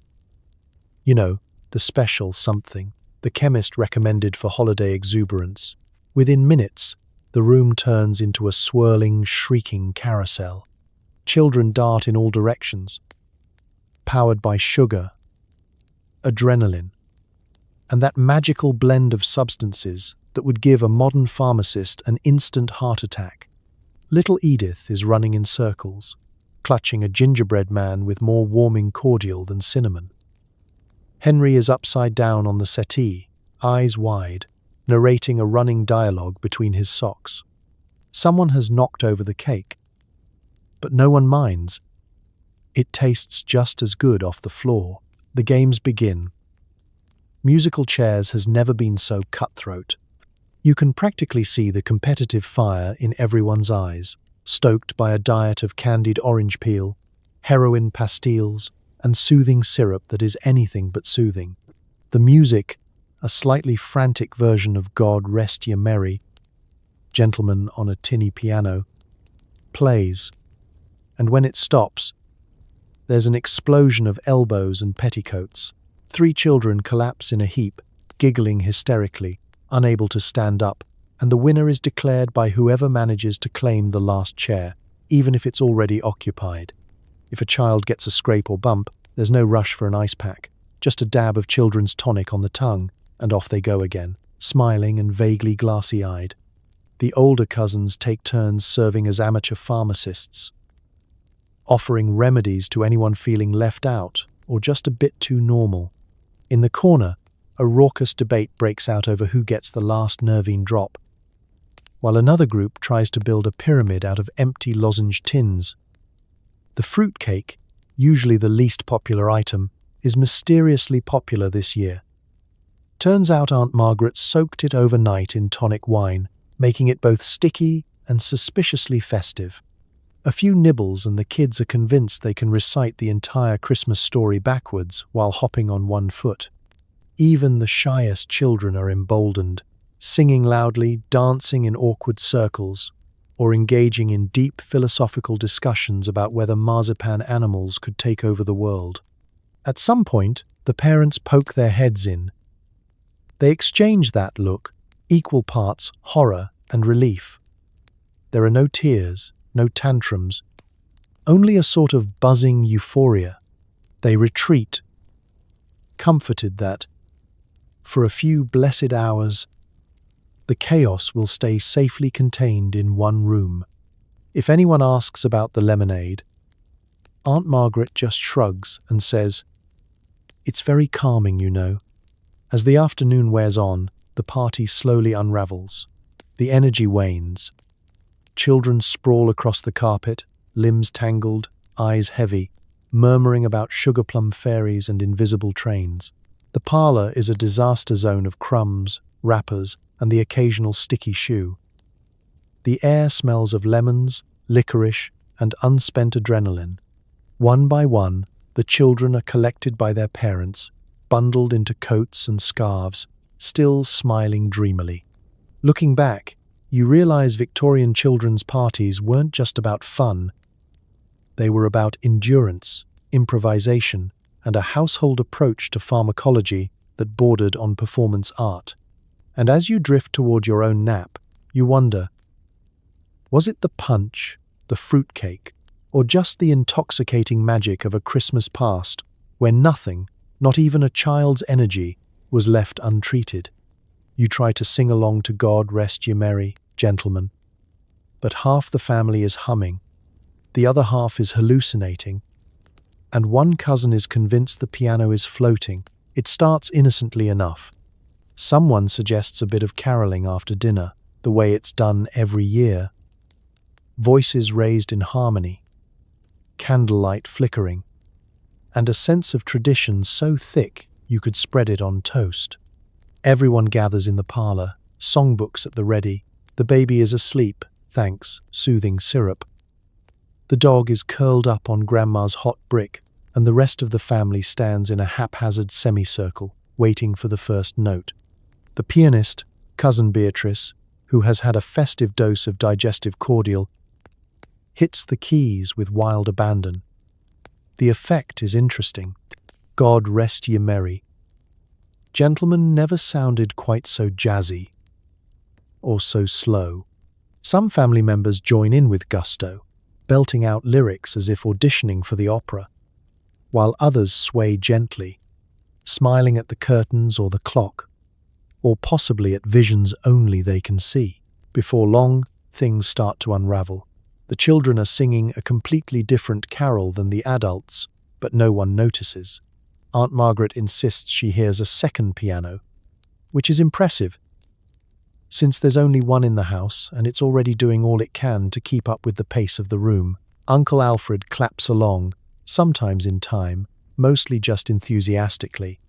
The effect of too many remedies and not enough reality quickly becomes apparent. You catch Grandpa staring intently at the fire, conducting an imaginary orchestra. Two cousins are arguing about the lyrics, neither of them remotely correct. One relative has taken to harmonizing with the cat. The mood is bright, loose, and just a little surreal. The Victorian equivalent of a holiday rave, minus the glow sticks, plus a lot more morphine. Between verses, laughter bubbles up, infectious and uncontrollable. Someone shouts, "Encore!" which triggers a rendition of Silent Night so off-key and off-beat that the dog covers his ears. The room starts to feel a little too warm, a little too soft around the edges. You suspect that the spirit of Christmas being sung about is at least 80 proof. As the evening goes on, the hallucinations become more elaborate. Cousin Henry claims to see snow falling indoors. Someone else tries to have a heartfelt conversation with a lamp, convinced it's a long-lost friend from school. The family's collective grasp on the real world loosens further with each chorus, until the carols devolve into a gentle hum, a lullaby for adults who have had just enough patent medicine to take the edge off the holiday stress. But there's a certain magic in the madness. Everyone is wrapped in warmth, emotional, physical, and possibly pharmaceutical. No one cares that the tune is slipping or the words are a little jumbled. The act of singing together, however chaotic, makes everyone feel closer. Even if you can't quite remember the words, or the shape of the room, or whether or not the piano is still on the floor, eventually the carols fade, replaced by sleepy murmurs and soft giggles. People curl up on sofas and carpets, clutching half-finished songbooks, drifting off to the memory of voices joined in something resembling harmony. The embers glow, the last notes hang in the air, and somewhere in the haze, you think you hear actual angels singing, though it's probably just Uncle George, still convinced he's seen them in the wallpaper. So ends the musical portion of your Victorian Christmas, a beautiful, bewildering soundtrack for an era when the holidays were anything but silent. And as you drift off, the refrain is clear: comfort, joy, and just the right amount of chaos. Dinner is served: roast goose, potatoes, and pudding, with a side of digestive powder containing cocaine. The meal ends with a toast, cough syrup for everyone. The table is set, gleaming under candlelight, and layered with more dishes than surfaces: plates of crisp roast goose with golden skin, heaping bowls of potatoes, and a centerpiece pudding so dense it threatens to collapse the entire sideboard. Silver cutlery clinks, conversation sparkles, and at every place setting lies a mysterious packet of digestive powder, cheerfully wrapped in festive paper and stamped with the pharmacist's personal guarantee of seasonal vitality. No one bats an eye as the powders are passed around, sprinkled into after-dinner drinks, or simply dissolved in water for immediate effect. A little something to settle the stomach, Mother says, dabbing her mouth delicately. What she doesn't mention is the chief ingredient, coca extract. It helps with digestion and holiday cheer, Father adds, a little too enthusiastically. It's less a meal than a mildly organized chemical experiment, and you're the most willing test subject in history. As the family tucks in, it becomes obvious that this isn't just dinner.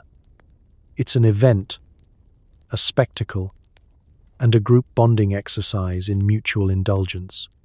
The children, already wired from the afternoon's party, somehow manage to sit still long enough to devour roast goose and sweet carrots, the occasional giggle escaping as the digestive starts to work its magic.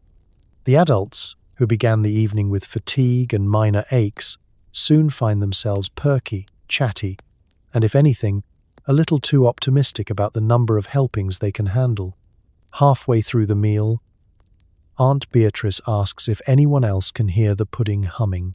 Uncle George offers a toast to the wonders of modern medicine, and then immediately drops his fork in a fit of laughter, convinced that the gravy boat winked at him. You find yourself listening very closely to the potatoes, just in case they have something important to say. Between courses, the conversation bounces from politics to poetry to the question of whether the Queen herself ever enjoys a digestive with her pudding. Someone suggests writing to Buckingham Palace for confirmation. Someone else tries to recite the family grace, but gets distracted by the way the candlelight glimmers off the jelly. And then comes the pudding, rich, dark, studded with fruit, and liberally soaked in brandy. A cousin, emboldened by the earlier digestive, sets it ablaze, nearly singeing his eyebrows and providing this year's most memorable photo opportunity. Everyone cheers, and the meal moves seamlessly into dessert. A blur of flavors, colors, and the gentle realization that perhaps, just this once, everyone is genuinely happy to be together. The grand finale is the family toast. Instead of sherry or champagne, each guest is presented with a thimbleful of cough syrup, the household remedy for winter chills, which in this case is more opiate than medicine. Glasses are raised, a round of to good health echoes through the house, and the syrup is swallowed with the solemnity of a religious rite. Moments later, cheeks flush, eyes glaze over, and a peaceful postprandial calm settles over the table. You're not sure if you're full, euphoric, or just mildly floating above your chair. By the time the dishes are cleared, the dinner table looks like the aftermath of a cheerful and slightly illegal science fair. Everyone is content, half asleep or at least pretending to be, and not a single complaint is heard about indigestion, boredom, or the fact that Cousin Henry spilled his digestive into the potatoes. As you help clear plates, you can't help but marvel at the Victorian approach to dining. Why settle for just a meal when you can turn dinner into an adventure? In a world without antacids or after-dinner walks, a dose of cocaine-laced powder and an opiate chaser is the next best thing. You settle back in your chair, grateful for family, tradition, and a dinner you'll never quite remember the same way again. The tree is decorated with glass, tinsel, and open flames. Underneath, a pile of gifts ranging from chemistry sets to cough drops so potent they'd knock out a rhinoceros. There is nothing quite as festive or as perilous as a Victorian Christmas tree. You stand back, admiring the spectacle. Delicate glass baubles dangle from brittle branches, glinting in the flicker of actual candles clipped all over the tree. Each one is a potential miniature inferno, and the only thing standing between your family and a house fire is an optimistic bucket of water and everyone's willingness to ignore the problem. The scent of pine and hot wax fills the air, tinged with the distant promise of adventure, disaster, or possibly both. But the real magic is at the base of the tree, a dazzling, chaotic mound of presents. Some are wrapped with such care you almost feel bad tearing into them. Others look like they survived a wrestling match with the family dog. You spot boxes labeled Junior Chemist Set with genuine mercury, Home Apothecary Kit, Learn to Make Your Own Tonic, and Holiday Science Experiments, Amaze Your Relatives and Alarm Your Parents. Victorian gift-giving is less about safety and more about audacity. Among the more innocent gifts, dolls, books, wooden trains, lie the real treasures.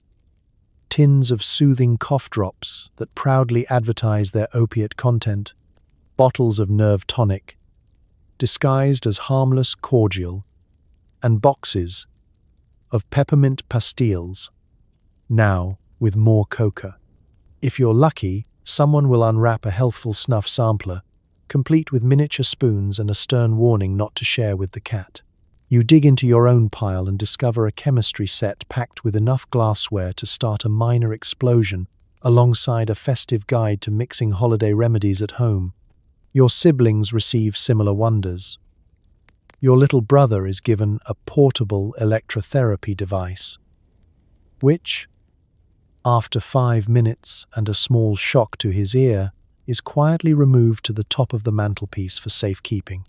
Your cousin unwraps a scented liniment kit and immediately begins dabbing menthol onto every available surface, leaving the house smelling like a cross between a candy shop and a hospital waiting room.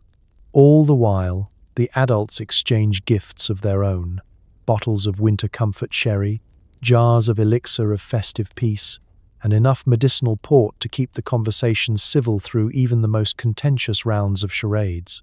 Grandma opens a parcel containing a ceramic foot warmer, a bottle of Laudanum, and a cheery note wishing her comfort through the cold and joy in the new year. She beams, tucks her gifts under her shawl, and proclaims this the best Christmas in memory, which, given the Laudanum, is probably true. The tree, meanwhile, quietly threatens the structural integrity of the entire evening. Candles drip wax onto the presents, and everyone knows the drill. If the curtains catch, don't panic. Just grab the water bucket and try not to knock over the chemist set. This ritual of risk is part of the charm, a reminder that Victorian holidays were equal parts thrill and tradition. Every crackle of flame, every glint of tinsel, every mysterious bottle waiting to be unwrapped is a small celebration of the era's inventiveness, and a testament to the survival instincts of everyone in attendance. As the morning fades into afternoon, children lie in gift-strewn heaps, dizzy from excitement, and perhaps a little peppermint cocaine. The adults sip their tonics, voices soft, laughter easy. The tree stands tall, bravely enduring its own flammable destiny, surrounded by the spoils of a pharmaceutical wonderland. And you realize, the Victorian Christmas tree isn't just the heart of the celebration. It's a symbol of the age itself, dazzling, slightly dangerous, full of strange gifts, and utterly unforgettable. In this season of goodwill and questionable decisions, you count yourself lucky to have survived another Christmas beneath the tree, scorched, sugared, and very much alive. You keep a stash of cookies hidden behind the flower. Every so often, you sneak one when no one is watching, then feel guilty for hours. The cookies are stale, but the shame is fresh. Victorian houses have 1,000 hiding places, but none quite so private as the back of a kitchen cupboard. In a world where sweets are rationed and children's appetites are considered a moral failing, your secret drawer is both sanctuary and confessional. You've learned to move in silence, never too quickly, always with one eye on the parlor doorway and an ear out for mother's footsteps. The illicit thrill of pilfering a treat far outweighs the eventual disappointment. A biscuit so dry, it could double as a building material. Every household has at least one such drawer, crammed with edible contraband, broken bits of toffee, ancient slices of fruitcake, the last remaining peppermint from someone's stocking. You suspect the grown-ups have their own version, filled not with cookies, but with miniature bottles of sherry or, on rougher days, a medicinal cordial. The point isn't the quality of the snack. It's the victory of having something, anything, that is yours alone. The ritual is always the same. You wait for the moment when the house falls quiet, after tea, before supper, while everyone else is arguing about the length of Aunt Beatrice's latest sermon. You slip into the kitchen, open the creaky drawer, and fish out your prize. Maybe you brush the crumbs off first, maybe you don't. The first bite is triumph, the second is guilt. The third is mostly regret, but you power through because you know you won't get another chance until after Epiphany. If you're lucky, you're never caught.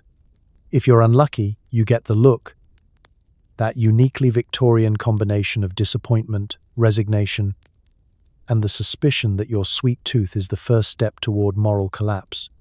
Those who sneak snacks, Mother warns, are doomed to become adults who can't control themselves. The irony, of course, is that while she's lecturing you, she's slipping a peppermint lozenge into her own mouth for my nerves, she says. Sometimes you discover that you're not alone in your criminal enterprise.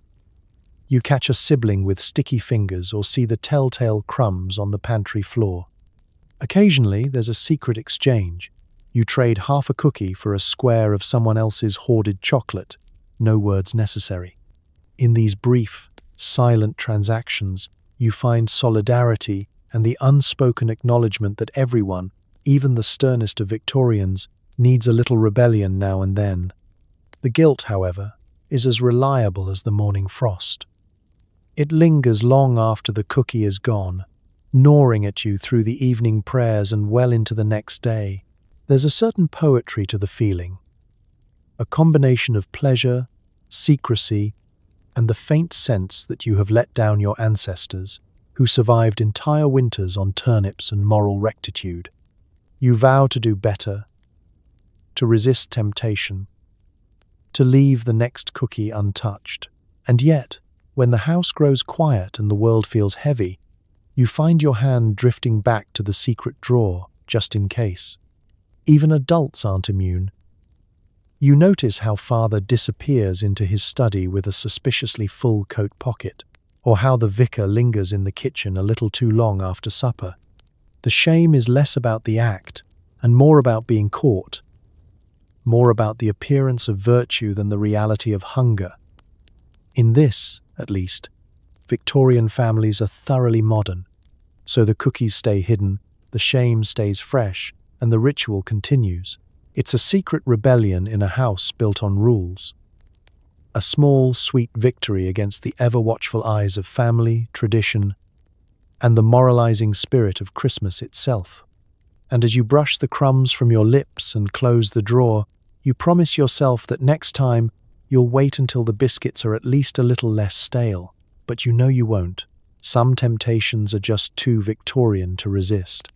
You wake up to find half the family asleep under the table, the other half frantically cleaning up broken ornaments and spilled medicine. Congratulations. You made it.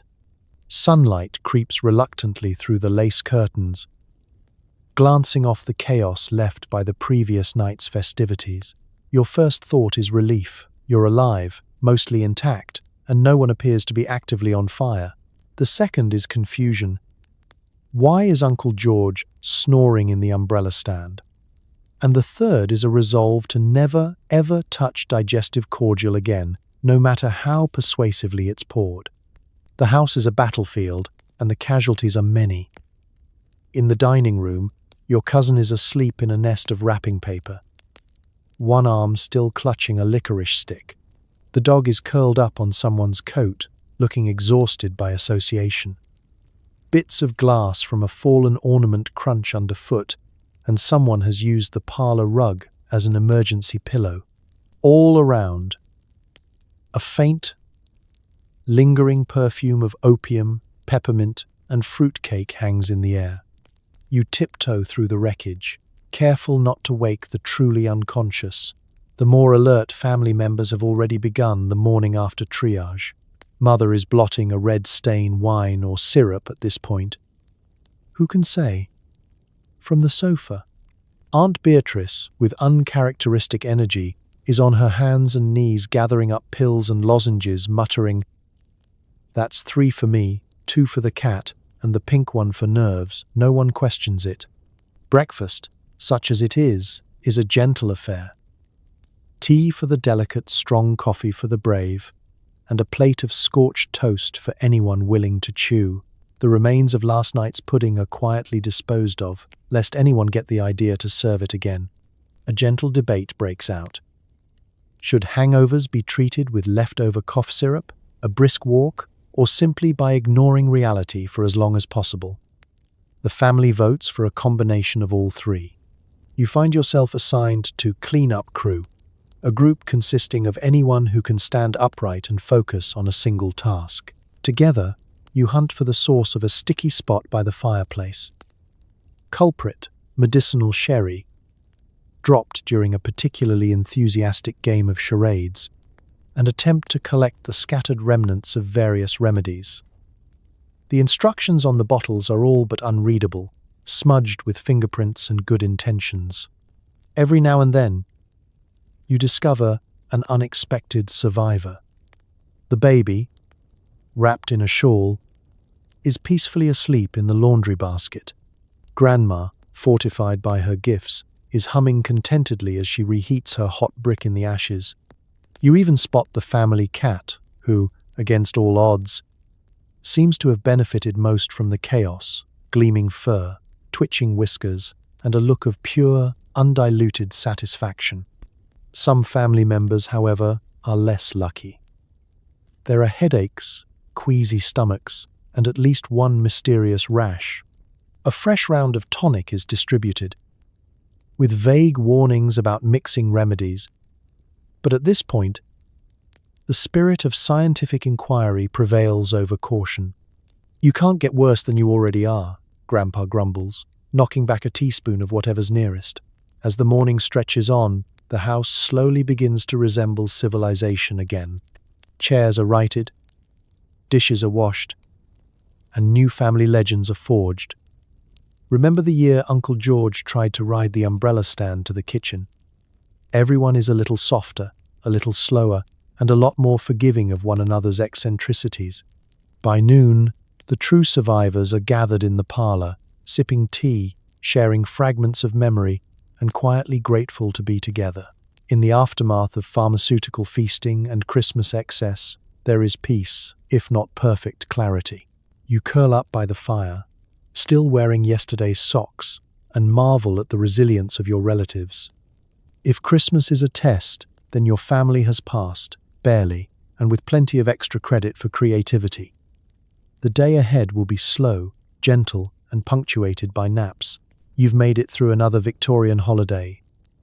And that's no small feat. Feeling rough? The answer is always more of the same.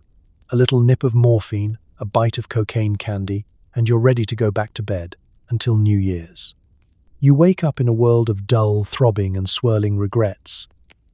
The Christmas merriment has faded, leaving behind a headache so profound you suspect it might be sending Morse code to the neighbors. But despair not. This is Victorian England, a time when the solution to any malady is simply to lean in harder. Did you overdo the soothing syrup? There's a bottle for that. Is your stomach protesting last night's pudding and cordial medley? There's a drop, lozenge, or powder for every flavor of remorse. Downstairs, the house is a landscape of half-closed curtains and groggy relatives, all clutching mugs, bottles, or pillows like shipwreck survivors. Breakfast, if you can call it that, is a parade of cure-alls. Mother distributes teaspoons of laudanum with the efficiency of a battlefield nurse. "A little something for the head," she says, "and a little more if you want to forget Boxing Day ever happened." Her apron pocket jingles with tiny glass vials, each promising quick relief, each more mysterious than the last. Father, always the innovator, produces his own blend of hangover relief. It's a syrup labeled the Wakeful Gentleman's Tonic, and according to the fading script, it contains a mild solution of morphine and extract of coca. You take a careful sip, expecting bitterness. Instead, It's oddly sweet and alarmingly effective. Within minutes, the world softens at the edges, and the clanging in your head is replaced by a gentle humming. Suddenly, the idea of surviving the day doesn't seem so ridiculous. The children are in various states of recovery, but Victorian wisdom says you can't keep a good child down for long, especially not when there are leftover candies from the tree. Have a peppermint, your older cousin advises, handing you a striped sweet from her pocket. It'll calm your nerves. You know better than to ask what else might be in it. There's comfort in tradition, even if the tradition is borderline reckless. By mid-morning, the parlour has turned into an impromptu apothecary. Bottles are swapped like trading cards. Uncle George, who's suffered through more Christmases than anyone, shares his foolproof remedy: a slice of ginger, a spoonful of honey, and just enough morphine to keep your feet from arguing with your knees. It's not written down anywhere, but everyone knows the drill. The goal isn't to get better, it's to get by. There's a social aspect to these rituals too. Family members trade advice, recipes, and cautionary tales. Don't mix the nerve tonic with the digestive cordial, Aunt Beatrice warns, unless you want to see the Queen ride through the front hall on a pig. Grandpa, meanwhile, swears by a brisk walk, though everyone notices he never makes it past the end of the drive before circling back for more fortifying drops. And for those who prefer not to medicate, there are always home remedies: hot tea, lemon water, even the occasional cold compress. But these are fallback options, reserved for times when the more advanced Victorian cures are running low. Inevitably, though, someone relapses and heads for the medicine chest, muttering about science and the Christmas spirit. As the day drags on, the house settles into a pleasant, if slightly woozy, routine. Hangovers fade, replaced by a soft haze of comfort and camaraderie. The bottles make their rounds, and laughter slowly returns. It's understood that nobody expects much productivity until at least January 2nd, and the greatest ambition anyone voices is to keep the fire going and the tea warm. By evening, you feel almost human again. Dinner is a quiet affair, and the family agrees to a gentle truce. No games, no music, no more medicine unless strictly necessary. The ghosts of overindulgence retreat to the corners, and you give silent thanks for the questionable brilliance of Victorian pharmacology. After all, why suffer through a hangover when you can treat it with a dose of the very thing that caused it in the first place? The Victorian way: if it isn't working, just add more morphine and carry on. Eventually, someone in government realizes this might not be ideal. Laws begin to change, but not before a few legendary Christmases go down in family history. You can almost hear the collective groan from every parlour in Britain and America. It starts as a rumour, whispered over the counter at the apothecary, or muttered by the vicar who's seen one too many parishioners sleep through his Christmas sermon. The tide is turning. The age of miracle cures and pharmaceutical holiday cheer is coming to an end. And it's all because some humorless fellow in Parliament has finally noticed the population is spending the winter either asleep, euphoric, or halfway up the Christmas tree reciting Latin. It's the beginning of a new kind of holiday suspense. Suddenly, that bottle of laudanum on Grandma's side table isn't just a comfort, it's contraband in waiting. The apothecary wraps your digestive syrup in plain brown paper and mutters, "Best take care with that.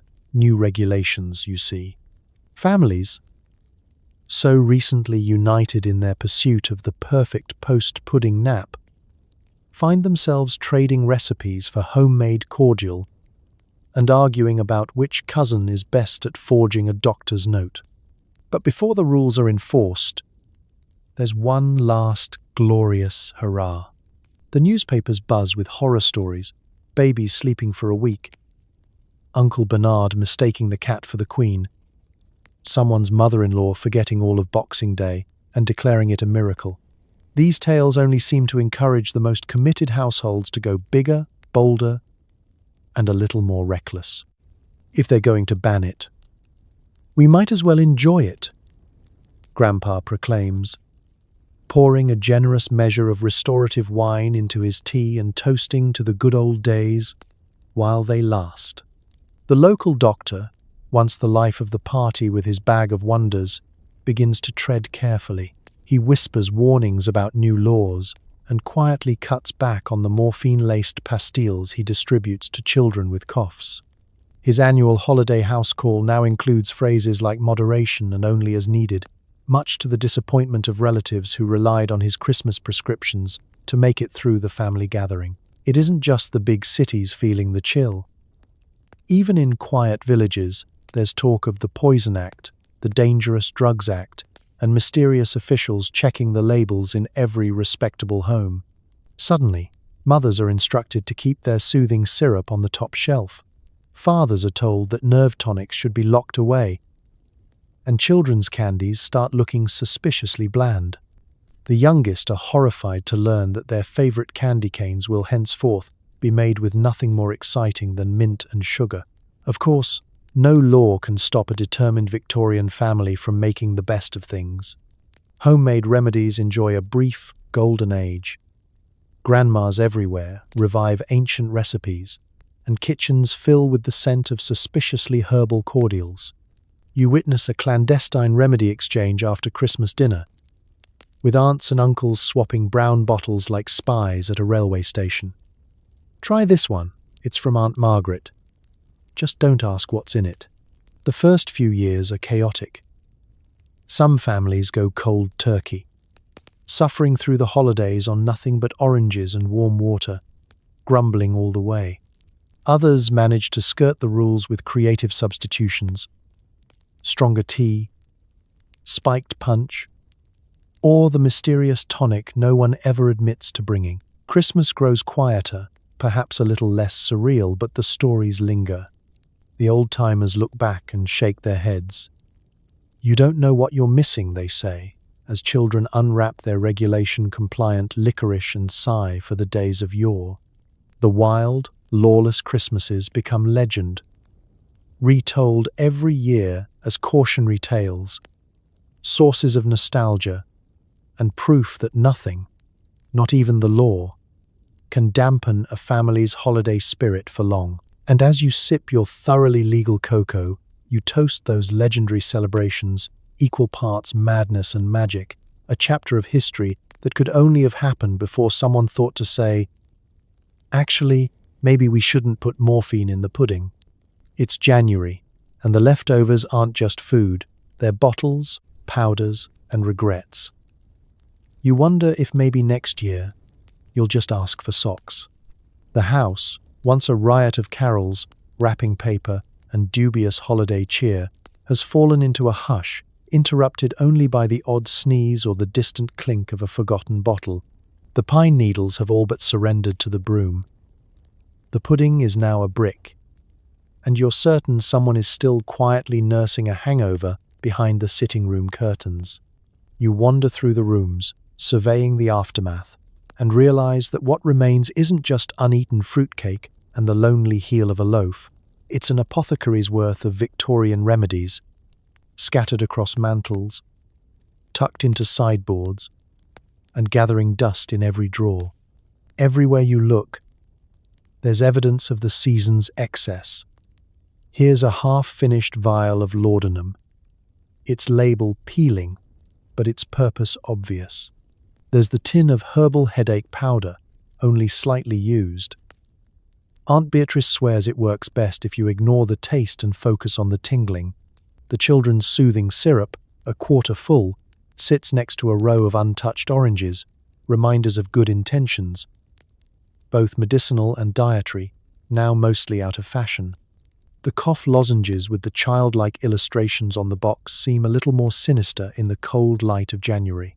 The food leftovers are no better. Cold, congealed goose lurks on a plate behind a stack of Christmas cards, while the infamous fruitcake has started to resemble the building stone it was always meant to be. Aunt Margaret's trifle is a memory, but her digestive cordial lingers, daring anyone brave or foolish enough to try it one more time. Even the punch bowl, now dry and sticky, tells the story of a party that overshot its mark. You attempt a little post-holiday inventory, opening bottles and tins and jars, counting teaspoons, and making mental notes about what to save and what to quietly dispose of before anyone gets ideas about recycling remedies for next year. The rules are simple. If it's fizzing, it goes out. If it's solidifying, it probably isn't supposed to be. If it smells like camphor, keep it on hand for emergencies. After all, Victorian wisdom holds that the line between poison and panacea is mostly about dosage. The family sits together at the breakfast table, nursing cups of weak tea, surrounded by leftovers both edible and otherwise. Resolutions are made, mostly involving less experimenting and more moderation next Christmas. You listen as they trade stories of strange dreams, odd side effects, and the time Uncle George spent 3 hours convinced he was a snowman. The consensus. Maybe it's time for a simpler holiday, one with more knitting and fewer nerve tonics. Yet even as the regrets pile up, so do the rationalizations. Someone suggests rationing out the leftover remedies just in case. One bottle for sleepless nights, another for persistent coughs, and a few peppermint lozenges to hide from the vicar if he visits unannounced. You agree, thinking that as much as you might wish for a cleaner break, the ghosts of Christmas excess are not so easily banished. There's always the chance that January will throw one more party, and you wouldn't want to be caught unprepared. Cleaning up, you find yourself eyeing the remaining gifts. The socks suddenly look like the greatest invention of the age. You wonder aloud why nobody thought to just give everyone blankets and a bottle of lemon water. Aunt Beatrice insists that a little excitement is what makes Christmas memorable, but you're unconvinced. The memories you want are of laughter, warm fires, and perhaps a little less digestive innovation. Still, there's comfort in the chaos, a kind of stubborn cheer that survives the hangover. Even as you vow, again, to do things differently next year, you find a half-eaten sugar mouse in your coat pocket and eat it anyway, stale or not. Some lessons, like some remedies, simply have to be learned the hard way. So as January trudges onward, the leftover Christmas is a quiet, peculiar monument to good intentions gone rogue. You ration out what you keep, laugh at what you can't forget, and maybe, just maybe, make a note to put socks at the top of your list next time, because a warm pair of socks never made anyone hallucinate, at least not yet. Decades later, you tell your grandchildren about the wild old days when Christmas was equal parts cozy and pharmacological. No one believes you, but the stories get better every year.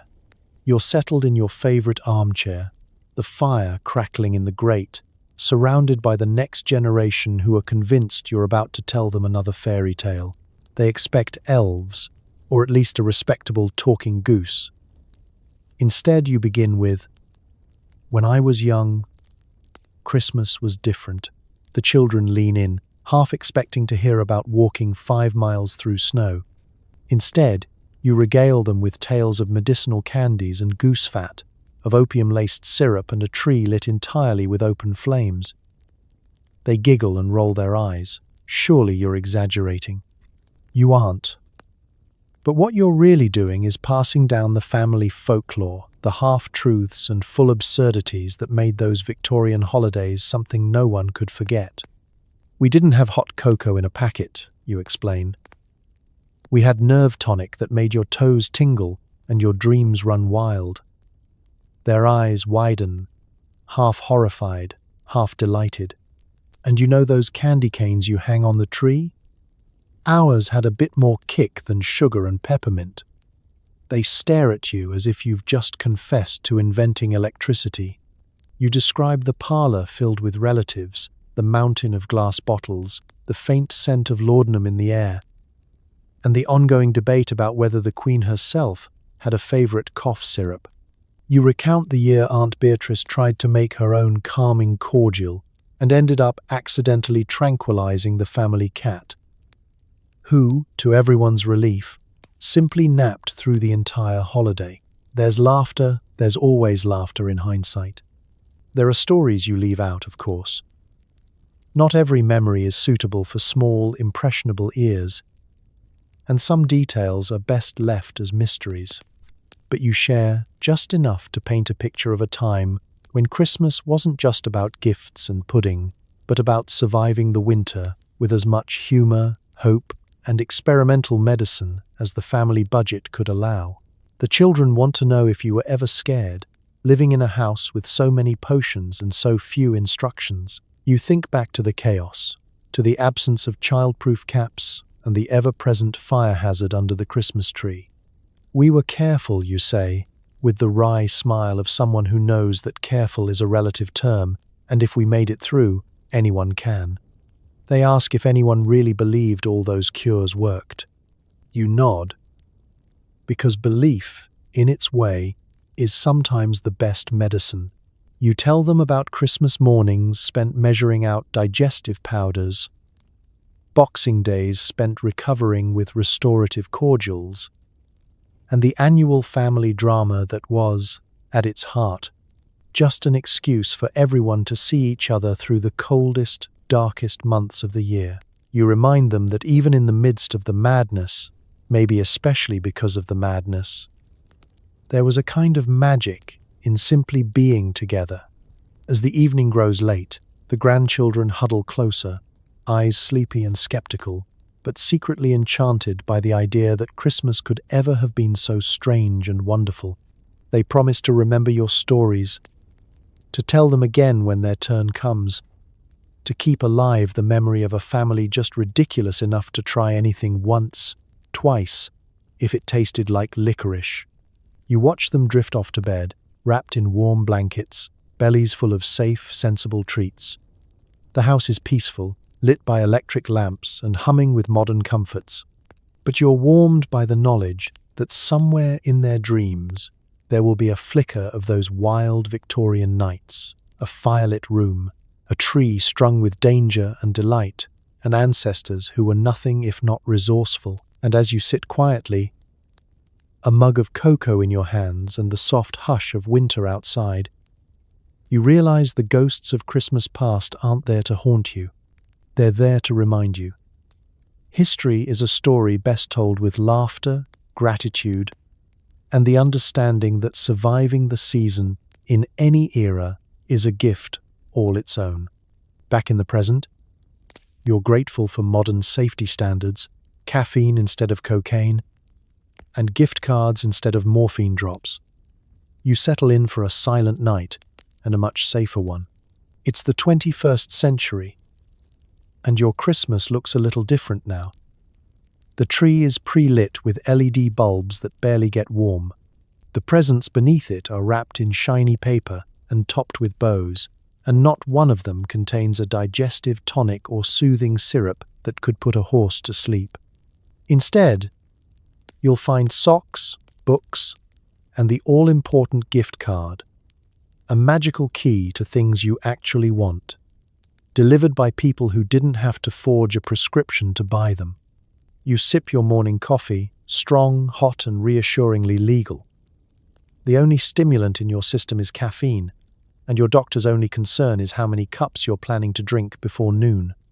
There's a quiet gratitude in the first sip, a silent thank you to the march of progress that turned a family's medicine chest into a simple kitchen drawer.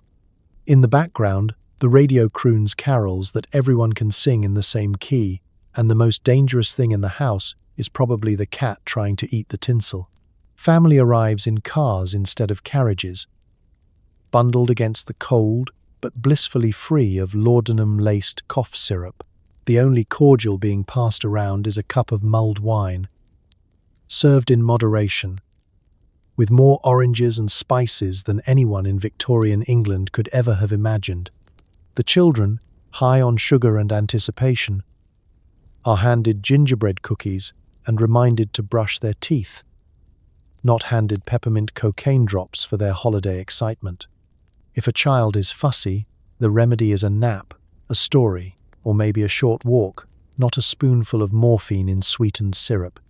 As the day unfolds, you watch your family gather safely around a dinner table that could double as a monument to allergy warnings, food labels, and responsible portions. The roast comes with side dishes, not side effects. Dessert is a store-bought pie. No digestive powder in sight. Grandpa falls asleep in the recliner. But only because he's tired, not because someone helped him along with a medicinal nightcap. Even the cleanup feels different. No mysterious bottles to collect. No powders to sweep under the rug.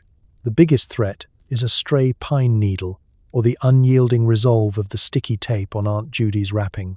You realize that the morning after is just another quiet morning, perhaps with a little extra coffee, maybe a leftover cinnamon roll, and zero need for opium, quinine, or energizing lozenges. Yet, as you sip your tea and listen to the comfortable buzz of conversation, you can't help but feel a twinge of affection for those wild, unregulated Victorian Christmases. For all their hazards and hilarity, they taught you the value of surviving together, of laughter in the face of absurdity, and of finding comfort, however misguided, in each other's company. It's hard to imagine what those ancestors would make of your modern, tame holiday, but you suspect they'd be relieved to know the only thing getting you through the season is goodwill, a solid heating system, and the local bakery. You share a story or two from the old days, the kind you once heard from your grandparents. The children laugh, the adults shake their heads, and someone always asks, "Did that really happen?" You assure them it did, even if the truth has grown gentler over the years. And as the evening winds down, you tuck yourself into bed, wrapped in warmth, comfort, and the profound absence of chemical intervention.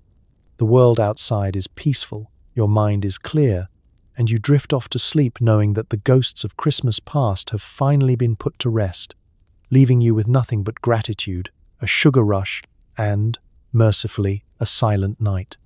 Gift-giving in the 1800s wasn't just about books and mittens, it was about the wellness basket. Imagine unwrapping a festive bundle containing castor oil, a bottle of chloroform, some smelling salts, and a tin of nerve tonic strong enough to make you see sounds. You smile politely and try to look grateful, realizing you've just been handed a starter kit for either a spa day or a minor medical emergency. The wellness basket is the showstopper of Victorian Christmas gifting, a chaotic blend of good intentions, folk wisdom, and rampant pharmaceutical optimism. Unlike a box of chocolates or a new scarf, a Victorian wellness basket hints that the year ahead will be unpredictable at best. The wrapping paper is festive, but the contents would make a modern pharmacist cry. Still, in the 1800s, nothing says I love you quite like a carefully curated assortment of household remedies, just in case you get a toothache, faint from excitement, or need to settle the nerves after a lively game of charades. The contents are as diverse as the ailments they promise to cure. There's the obligatory bottle of castor oil, a catch-all remedy for everything from upset stomachs to mysterious humours. Its taste is legendary, oily, bitter, and impossible to forget. But your Victorian relatives insist it builds character. A dose a day keeps the undertaker away, Uncle George quips, as if this is reassuring. Then there's the chloroform. Yes, chloroform. Wrapped in tissue and presented in a pretty blue glass bottle, it's a gift that says, I care about your sinuses and your ability to pass out on command. The instructions suggest using it to ease nervous agitation or remove stains from gloves. But the real magic is in its versatility. Need to quiet a fussy child? Fainting at the sight of goose blood? Chloroform is your best friend, assuming you don't mind the risk of waking up in February. Smelling salts are another staple, packaged in tiny, ornate tins. Their sharp, ammonia-rich aroma is guaranteed to revive the swooning, the overexcited, or anyone who made the mistake of standing too close to the plum pudding when it caught fire. You see relatives waving them under their noses before family photos or after particularly dramatic readings of A Christmas Carol.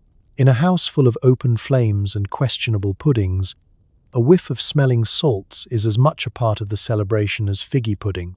Of course, no basket is complete without nerve tonic. This is the showpiece, the gift you unwrap with a mixture of excitement and dread. The label promises vigor, calm, and the ability to face the rigors of winter and relatives alike. It contains enough alcohol to set fire to a small hedge and an herbal mix, so potent you can almost feel your pulse speeding up through the glass. Take too much, and the walls might start humming God Rest You Merry, Gentlemen. Take just enough, and you'll glide through the season with a smile and a gentle buzz. Other surprises might lurk beneath the tissue, perhaps a jar of goose grease for rubbing on chests and feet. Nothing gets you through the cold like being shiny. Or a tin of digestive charcoal tablets meant to counteract whatever horror is lurking in the leftovers. Some baskets even feature a toothache remedy that is 90% clove oil, 10% pure bravado. You wonder, as you rearrange the basket for display, if anyone actually expects to use all of these gifts, or if they're just part of the performance of being prepared.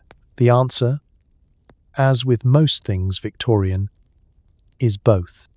These baskets are a badge of honor, a quirky insurance policy, and a way to show you care enough to give the very best, no matter how strange it looks on the mantel.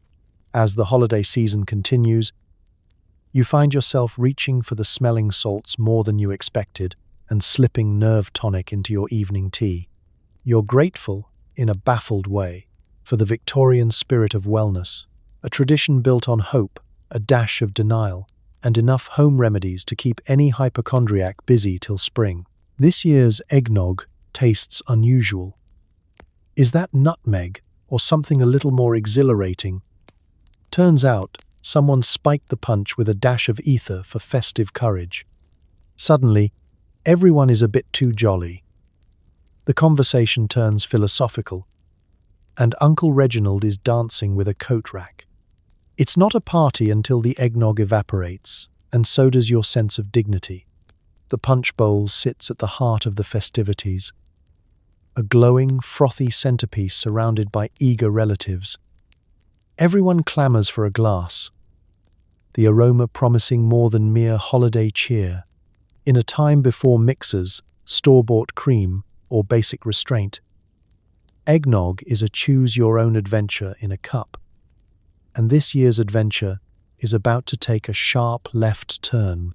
The recipe is a closely guarded family secret, handed down with the warning, don't ask questions, just enjoy.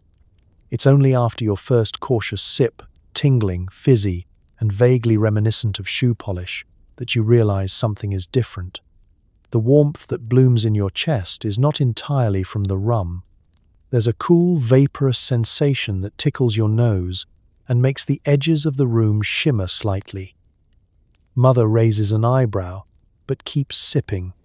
Uncle Alfred is the first to guess, waving his glass triumphantly and exclaiming, "Ether, just like the apothecaries." Half the table applauds. The other half looks nervously at the children, and the baby's already asleep in his pudding. The effects are instantaneous and impressive. Your aunt, normally reserved, starts expounding on the symbolism of holly berries while balancing a spoon on her nose. Grandpa launches into a speech about the true meaning of Christmas, which quickly devolves into an ode to roast goose and personal liberty. Conversation zigzags from the profound, is time real or just a suggestion, to the peculiar, what do you suppose angels use to trim their wings? No topic is too ambitious, no story too embellished, no opinion too weird for this room tonight. The real spectacle, though, is Uncle Reginald. Freed from the inhibitions of a sober world, and a good portion of his usual common sense, he decides the coat rack needs to waltz. He takes it by the arm, hums a wobbly version of Silent Night, and twirls across the rug, narrowly avoiding both the tree and the punch bowl. The family cheers him on, laughter spilling out into the hallway, even as someone quietly moves the matches away from the candles. Meanwhile, the eggnog continues to work its mysterious magic. The conversation grows louder, the carols more avant-garde, and the boundary between sense and nonsense is erased like chalk in the rain. Your cousin begins an earnest discussion with the sideboard, convinced it's a distant uncle reincarnated as furniture. A pair of siblings stage an impromptu play about reindeer migration, with one playing all the reindeer and the other insisting on being the north wind. By the end of the evening, the eggnog is gone. The punch bowl is empty, and dignity is a distant memory. Everyone is glowing with a mixture of embarrassment, exhilaration, and a faint medicinal buzz. The stories from tonight will become legend. The year the eggnog nearly started a kitchen fire. The year Aunt Margaret saw the future in a swirl of cream. The year Uncle Reginald's dance with the coat rack outshone the Queen's speech. As you finally stagger off to bed, you make a mental note. Next Christmas, double-check the recipe, and never underestimate the inventiveness of a Victorian hostess. Because in this house, eggnog is never just eggnog. It's the unofficial opening ceremony of a holiday where anything is possible and nothing is entirely safe. So as you finally drift off tonight, safe in a world where the most dangerous thing in your Christmas stocking is a gift card you'll probably lose by February, take a moment to honor the strange, hilarious resilience of the people who came before us. Because the 1800s holiday season was not for the faint of heart or the sober. Somehow, families survived, Christmases fueled by a potent blend of morphine, cocaine, dubious tonics, and a truly heroic amount of denial. They made it through noisy dinners, wild remedies, and hangovers that would humble a Viking, all while wearing 17 layers of wool and pretending the tree wasn't a fire hazard with ornaments made of glass and existential dread. These were people who wrapped up bottles of laudanum as stocking stuffers and thought a bit of soothing syrup was just what the baby needed. They endured cold, chaos, and the annual risk of self-combustion by Christmas pudding. And still, they managed to laugh, love, and give gifts with all the good intentions in the world. Even if those gifts would now get you a visit from several government agencies. So tonight, as you curl up in your comfortable, regulation-compliant bed, maybe whisper a quiet thank you to your ancestors for their wild hope, their unbreakable spirit, and their complete disregard for dosage instructions. Because if history teaches us anything, it's that people have always been a little ridiculous, a lot stubborn, and miraculously creative when it comes to making the best of things, even if the best comes in a bottle labeled may cause vivid hallucinations. Sleep well, and remember, history is a wild place, but you're here, you're safe, and for the first time in centuries, you get to enjoy a silent night. Good night.